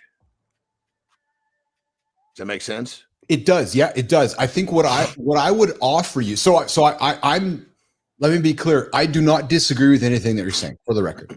What I would invite you to consider, though, is using your skill set of what you just talked about as a superpower to unlock some of that knowledge over there that helps you be you and be independently different.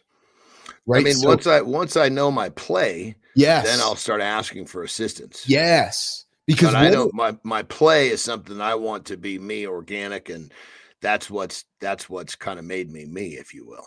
100%. But what I do enjoy about you and your knowledge is you often will take a contrarian, and don't take that as a negative, but a contrarian way. And I think maybe doing it myself, right? Which is, do you want to be a non-playable character? Do you want to be a character? You're a character. I'm active in my world, and I'm shaping my world, right? But that freedom with your character allows you the liberty to be contrarian and challenge what the average results are giving you, right? So when Terry throws the average stuff on the table, it enables you to perhaps ask a question saying, that's fair, but what are some questions that should be asked from the contrarian point of view that you support?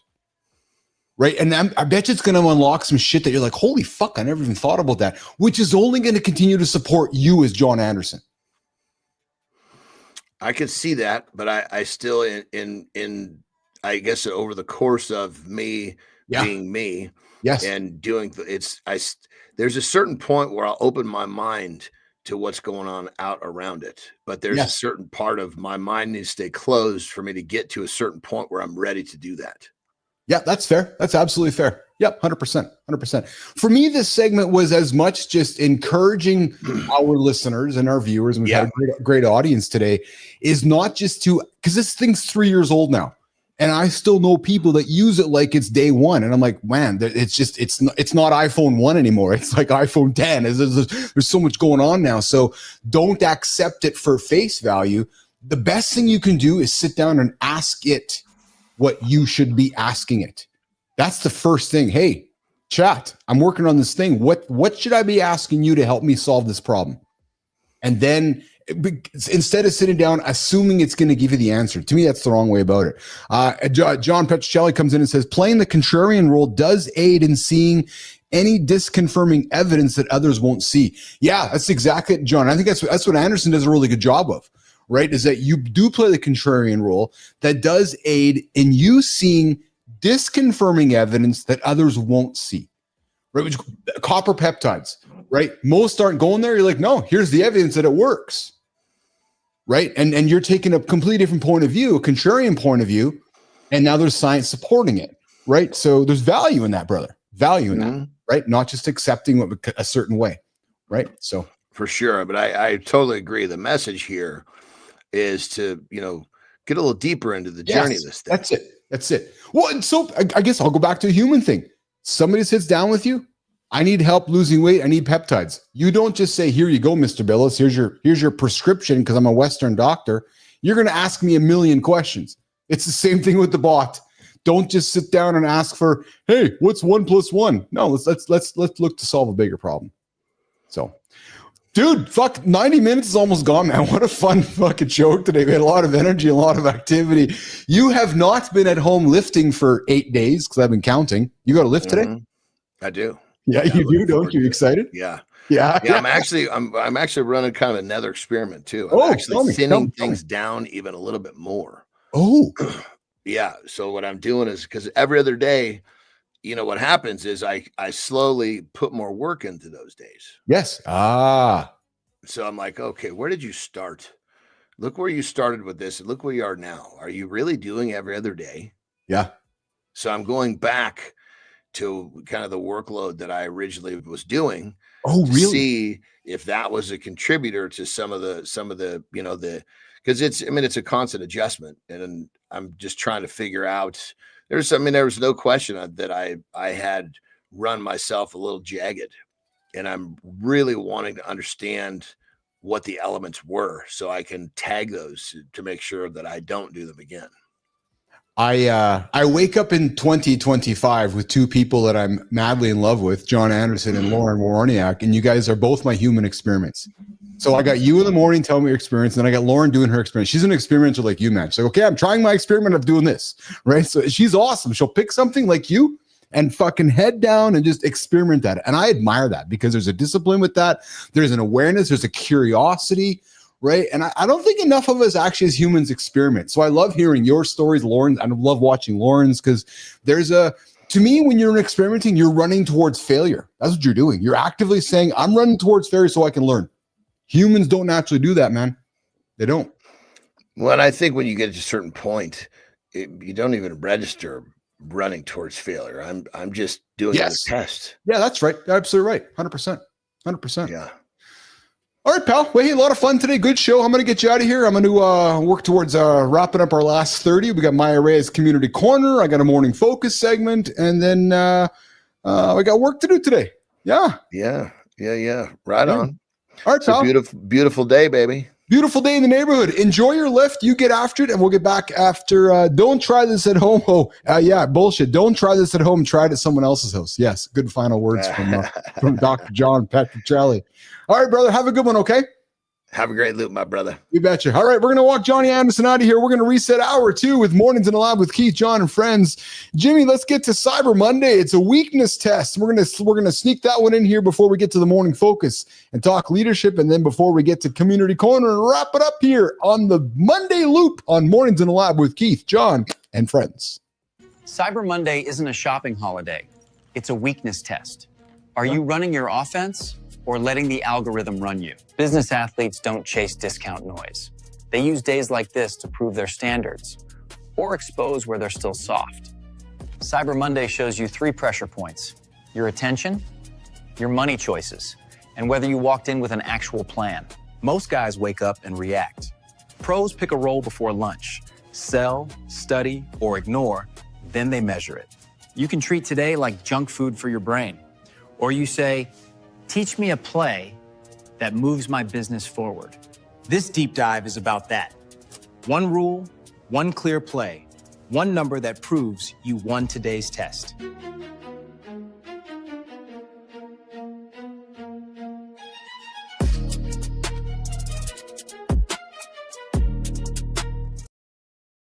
Cyber Monday, gentlemen. It's today. It's a weakness test for all of you. Yes, true story. It's a live check on your discipline, your focus, and your standards. Are you succumbing to Cyber Monday? Are you opening up the old app? Are you opening up the phone? You're driving, you jumping into Amazon. You're heading on over to ChatGPT and check out their shopping experience. You're heading over to Google and do some shopping. Well, maybe today's conversation that I'm going to throw on the table for the next couple of minutes will encourage you not to. Because maybe Cyber Monday isn't a stress test. I'm sorry, it's not a shopping holiday. Maybe it's a stress test. So, do you run your playbook today or does the crowd run you? Ask yourself that. Are you going to follow the rest of the crowd? Yeah, and pull out your wallet and go chase the Cyber Monday stuff? Or are you going to do your own thing? Because this day is engineered to compress demand, spike arousal, and exploit loss aversion. And from my experience, it's designed to create FOMO. So, are you the guy that's chasing FOMO? Or are you the guy that's deciding to relax, step back? Ask yourself that question. Because from my experience, it's simple. You define your role before noon today. You're either going to sell your idea, study your idea, or ignore it, and then measure it. And if you don't pick, that feed's going to pick you. Next thing you know, you're going to be pulling out the wallet and jumping into the Cyber Monday stuff. So nation, here's the question for you today. Are you coming to the show tomorrow and saying, I bought? Or are you going to be the guy that's like, yeah, I stayed away from Cyber Monday. I was disciplined. I was the business athlete. I didn't succumb to the FOMO. Because your inbox, guys, today, last chance, 89,000% off. Get this now. Savings on this, savings on that, savings on stuff you actually didn't even need or plan to spend on. Yet there's somebody putting this in front of you saying, hey, Petro, buy this right now. You need to get it. Today is the day where business athletes, Sullivan, you can run away from the message or you can run towards it. Because the retailers in front of you right now, they are running as planned play. Traffic, inventory, acquisition, get them. Put the message in front of Sullivan, get them to click. So, are you going to succumb today to Cyber Monday? Or are you going to succumb to your own views, to your own vision, to your own ways of getting after? Good morning, Beholder. Good morning. Thanks for joining. Beholder 1972. A nice young buck out there. Good morning on Mornings in the Lab with Keith, Jon, and friends. So guys, it's Cyber Monday. My invitation for you is this. Today is the ultimate weakness test. Tomorrow, when we get back to the show, tell me, did you buy or did you walk away and hold truth to your business athlete principles, walking in your direction instead of somebody else's? Jimmy, let's get to the morning focus segment. Let's talk some leadership this morning before we get to my arrays and community corner. Beholder, I'm doing well, my brother. How are you doing, pal? Good to see you in the comments this morning. Jimmy, let's get to the focus. You ever leave a meeting exhausted and still think, I have no idea what we're actually trying to win at? That's not a strategy problem. That's a questions problem. Most leaders are scared to ask the one that cuts through noise. Keith's got 3 questions that turn your meeting from group therapy into decisions. And they're way simpler than your slide deck. They're simple, but they sting. That's why most leaders bury them under extra tasks and pretend busy means effective. Stick around, Morning Focus is next. Keith's breaking down those 3 questions so your next meeting finally feels like leadership.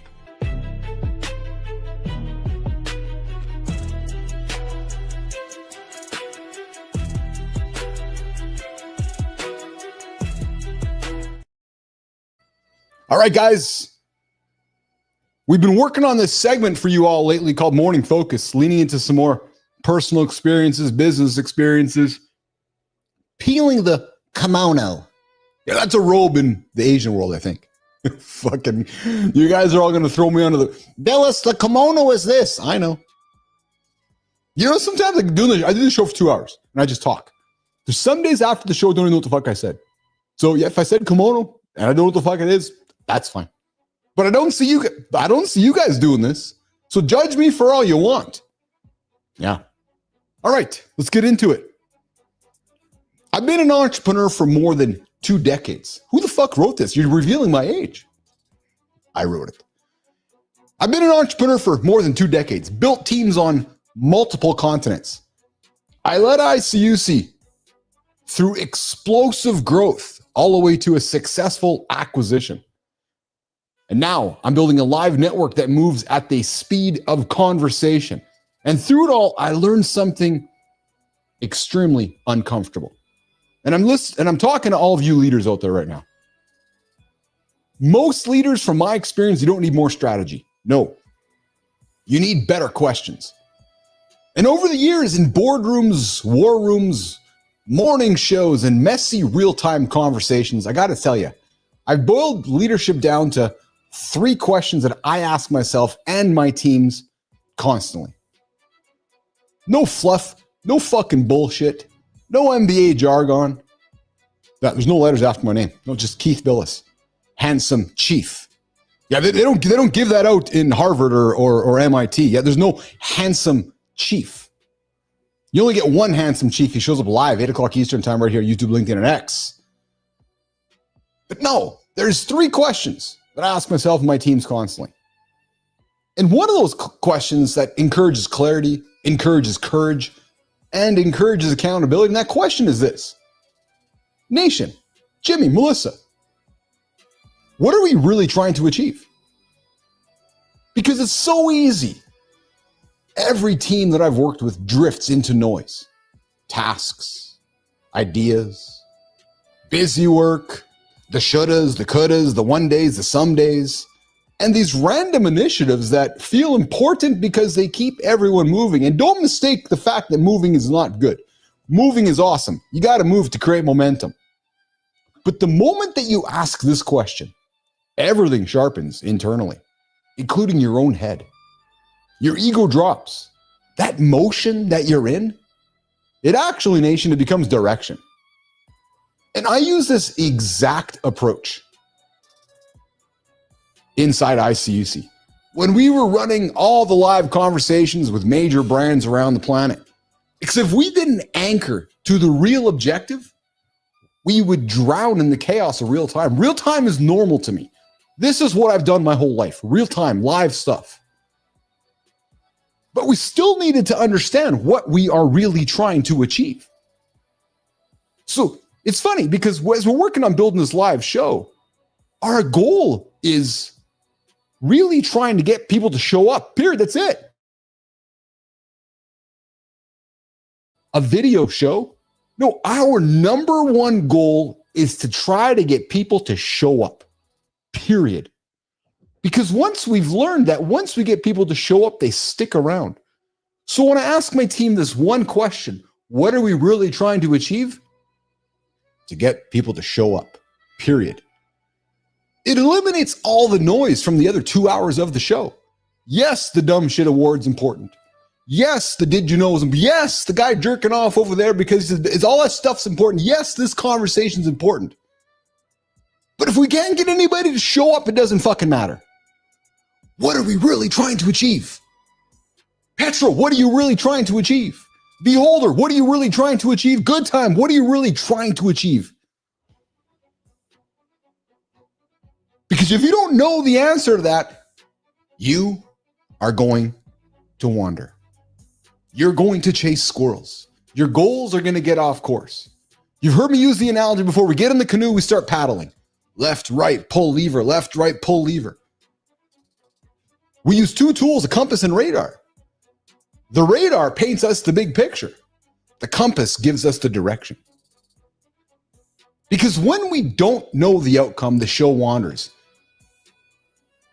But when we do know the outcome, the show, it hits hard. We worked really hard today to achieve what we are really trying to achieve by getting people to show up. And today's numbers were exceptional. A lot of intention to focus on the number one question. What are we really trying to achieve? Period. Point blank, period. And sometimes, nation, it is not as obvious as you think. Go back to my first conversation with ChatGPT. What are we really trying to achieve? The next leadership question that I will throw on the table for myself in my own mirror and the audience and my team is this.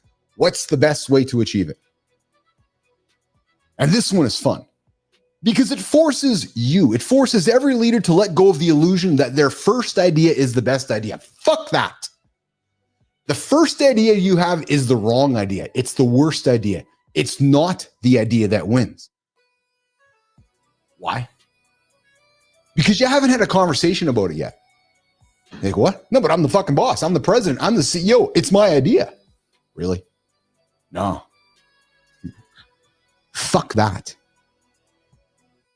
Great teams, great leadership, great businesses thrive when the strategy, when your idea becomes a conversation, not a command. Because the moment that you ask, what's the best way?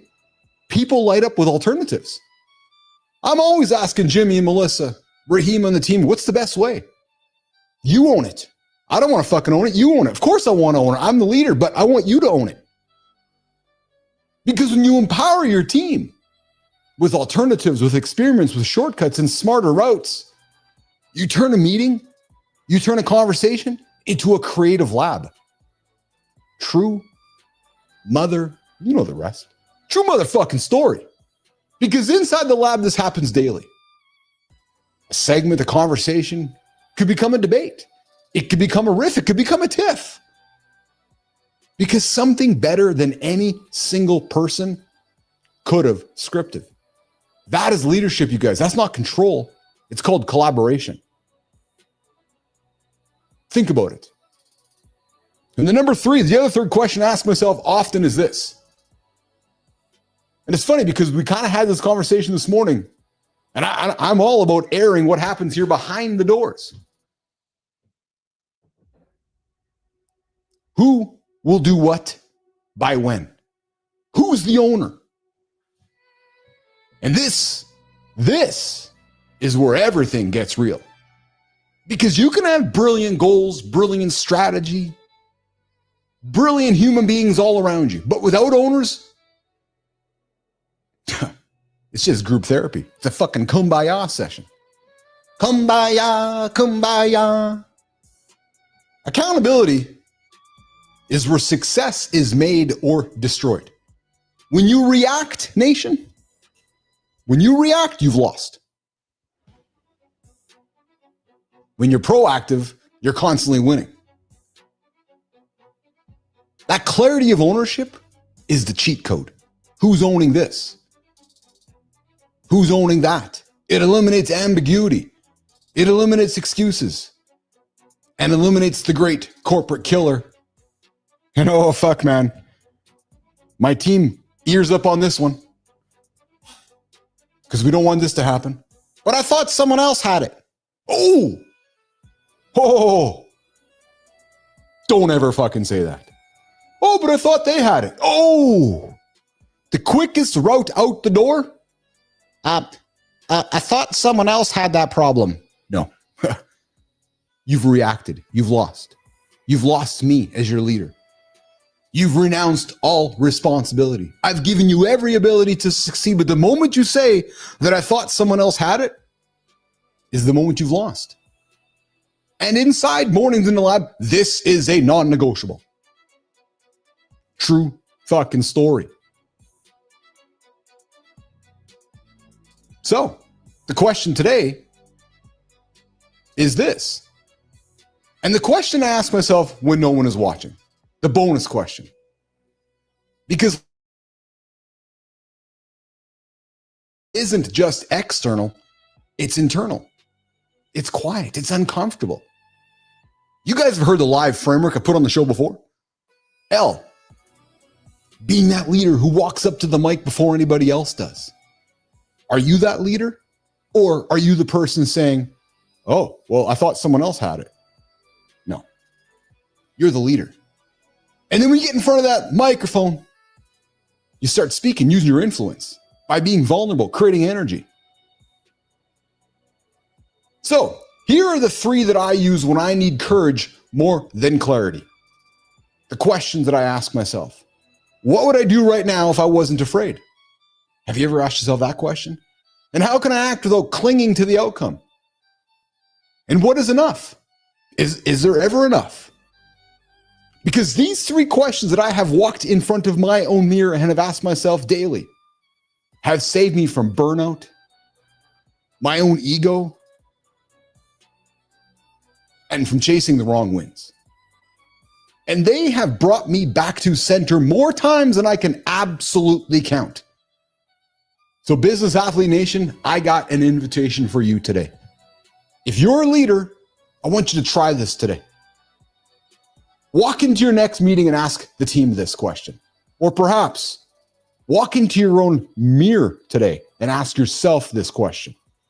What are we really actually trying to achieve right now?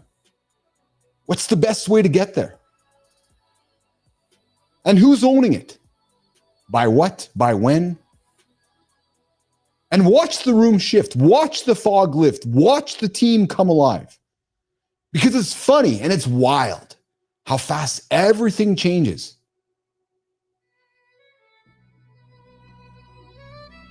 When you ask the right questions.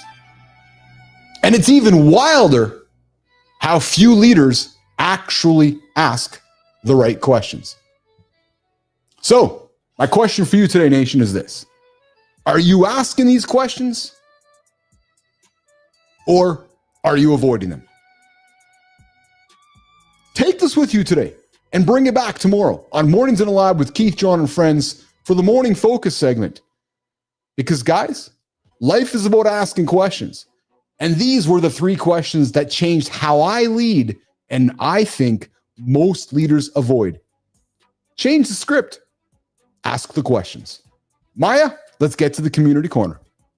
If you're over 40, staring at your gut thinking, this is just age, this corner might blow that story up. Imagine dropping booze, lifting in your garage, and having your kids notice your energy before you even say good morning. Then picture dinner without small talk, asking, what are you learning? What are you scared of? What are you dreaming about? And tomorrow morning, you actually know your one move, not 15 fake priorities, because you finally got clear instead of busy. Ears up, boys.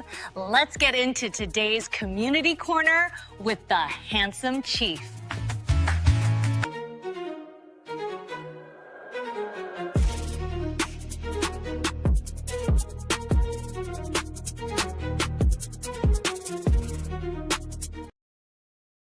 Oh, I love that. Ears up, boys, from Maya Reyes.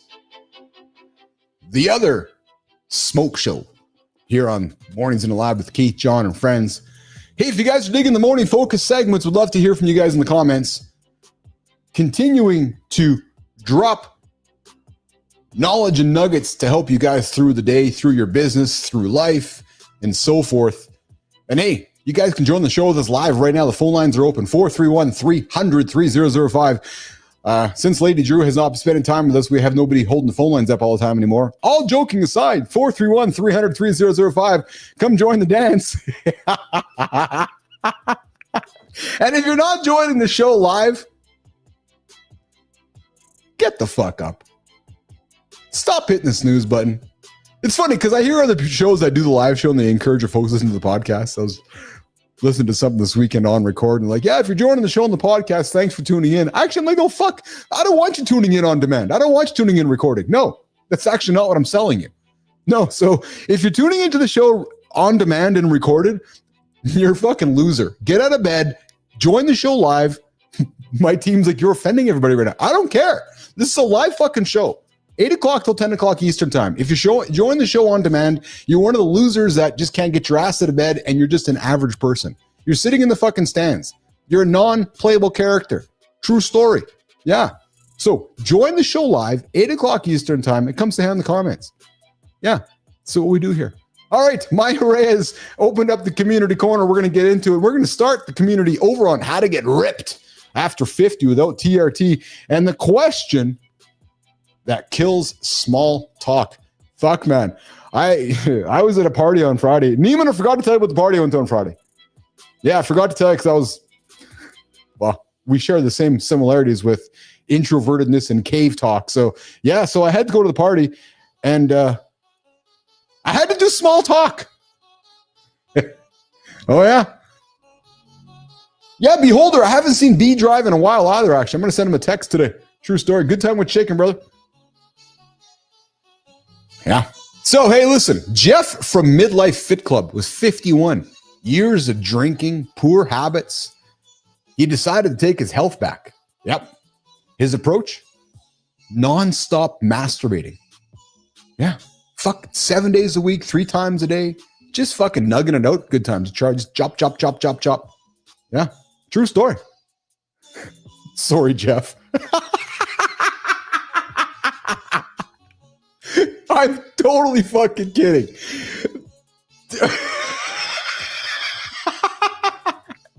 You guys can see my comments over here. Actually, Jeff is like, no. He quit alcohol, simplified nutrition. He committed to sustainable home-based strength training. Yeah, just by nugging it. 4-day resistance split, kettlebells, dumbbells, body weight, compound movements, functional bodybuilding. You think you'll be on the show now after I just called him out for that tactic? Hey, Jeff, you want to come talk about your soul life expectancy habits?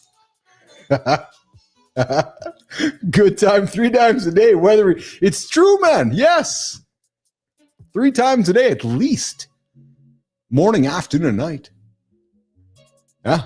Nutrition. Jeff's like 80 to 90% of results come from eating whole foods. No shit, Sherlock department. High protein, meat, fruit, veggies, quality fats, quit alcohol, processed foods, refined sugar. No TRT, no PEDs. No, just protein. Yeah. Or every 4 hours. True story. Just fucking nug it out. Dung, dung, dung, dung, dung. 4 hours. Dung, dung, dung, dung, dung. 4 hours. Yeah. You know how we track sleep score? Maybe we should track the ejaculate score, Jimmy. We can be the only show that tracks the ejaculate. There's probably not a show in North America right now tracking ejaculate. Yeah, just saying. Or there's probably not a morning show host right now talking about ejaculate like we are. I'm just thinking. Yeah. Hey, over on Substack, Derek Lacken dislikes small talk. Yeah, he avoids default topics like the weather, the news, job titles. It's funny, actually. I was at the party on Friday. We didn't talk about the weather once. Fuck. Yeah, we didn't talk about the news once either. We didn't even talk about job titles, actually. Interesting. Instead, I ate off the charcuterie board. Oh, man. Best charcuterie board I've ever seen in my entire life. Holy fuck, man. It was, I bet you the charcuterie board was like, it's on an island. It was probably about a fucking 15-foot island. So yeah, massive charcuterie board. Like, Neiman, the cheeses and the meats and all the good stuff that Andersen wouldn't eat. The handsome chief was just crushing. Oh, anyways, Derek Lacken leads with deeper questions. What do you look? What fears are you overcoming? Well, the fear is, do I ejaculate 3 times or 4 times? What are my dreams? Don't ask me that. And this transforms surface level interaction into genuine connection. Actually, being all serious. Sitting down with a human being and asking them what their dreams are is a powerful question. In my experience, someone's like, what the fuck, you're asking me that question? Like, who are you? Why are you asking me about my dreams? Trust me, try that one today. Because because when you do that, it filters out people that are not aligned with where you are thinking about and what you're thinking about. And Jeff, he's completely comfortable with that. So being okay with misalignment is part of the strategy. If someone's not ready for depth, it's useful information. If all they want to do is talk about the weather, move to a new conversation. In my experience, someone has to be brave enough to initiate deeper thoughts, deeper questions, deeper small talk that feels safe. Because depth requires courage.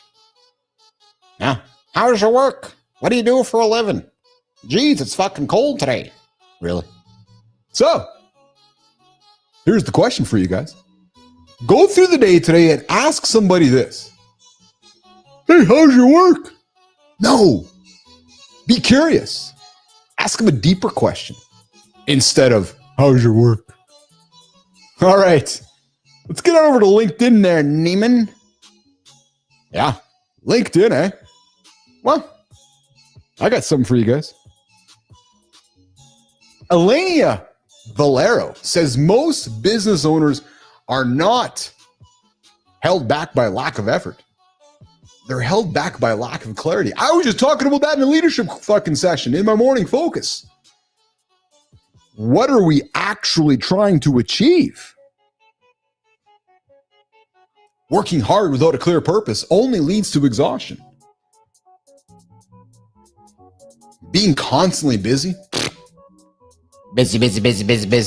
doesn't guarantee results. Just spinning your fucking wheels. True growth requires focused, actionable clarity at every level. 4 steps. Get honest about what works. Stop avoiding tough decisions. Pick a single direction and then execute the clear strategy. I'll offer a 5th one.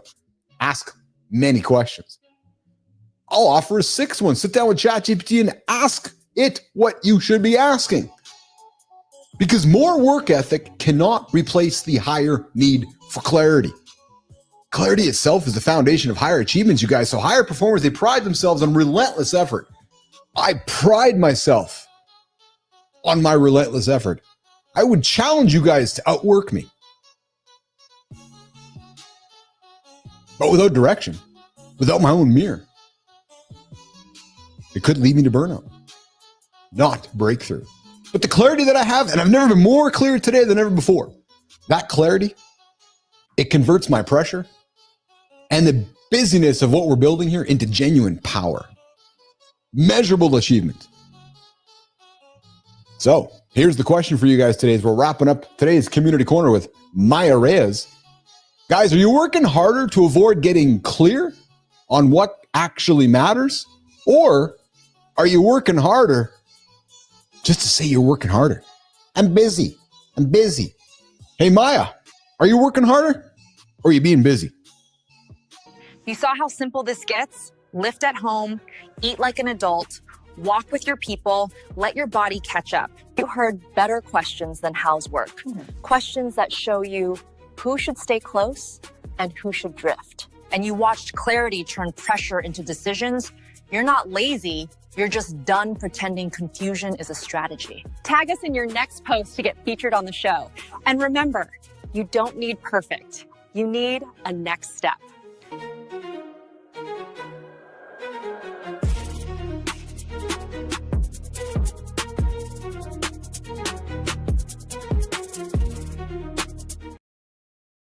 Boom, boom, boom, baby. Wow. Can you guys believe 120 minutes have already gone? This is a wrap on today's show. Holy freaking smokes. Today we talked about why you have to stop asking AI simple questions and start treating it like a disciplined teammate in your business, not a toy. Guys, ChatGPT has been out for 3 years now. Put the fucking toy down. Start treating it like a business associate. And here's an offer for you guys. To everybody in Business Athlete Nation, to everybody out there in the Mornings in the Lab Nation. If you guys need help turning any of the AI tools from a toy to a business tool, I might even do it for free. What? Yeah. True story. Send me a note. Let's talk about it. Let me see how I can help you fix your business with the tools that are already out there. Why? Because I'm grateful. You choose to spend time with me in the lab. But to do that, I need you to do something for me. I need you to be a member of the Mornings in the Lab community. Yep, true story. You can do that by joining the Mornings in the Lab community right here on the YouTube channel. And if you're really ambitious, and if you really want to learn how to use AI and the power of live conversation for your business, I would enjoin you to walk over there to Substack and sign up for Inside the Lab. Yep, true story. And I'm not here to try to sell you something. Yes, I am actually. But I got a bunch of knowledge over there too. all the knowledge that we are putting into play to build this thing, to build the power of a live conversation, including how to use AI to grow your business.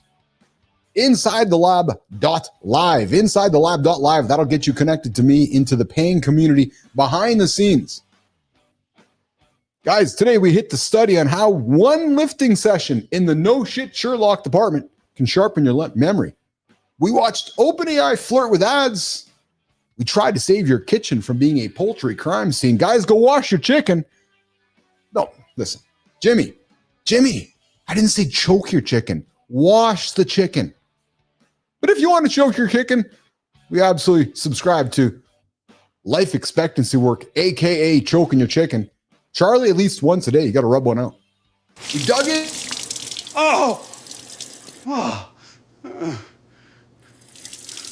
What the fuck?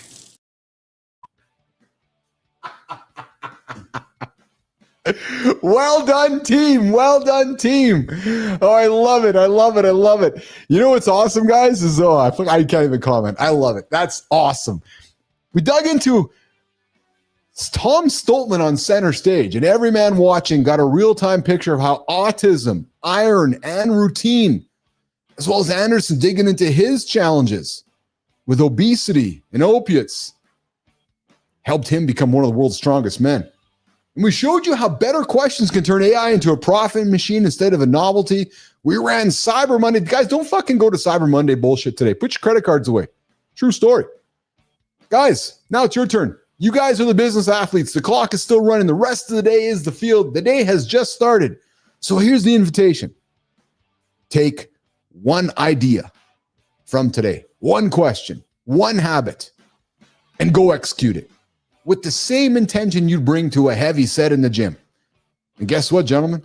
We are back tomorrow, live, same lab, same energy. More men's conversations about health, mindset, AI, business, and building a life that actually fits for you guys in public right here live on the show. Sullivan, I like the idea of making a live show to keep your work of art live and healthy and relevant. True story. So, good time. Be a holder. Mike Sullivan, Kindness Rising, 7:30 Eastern Time.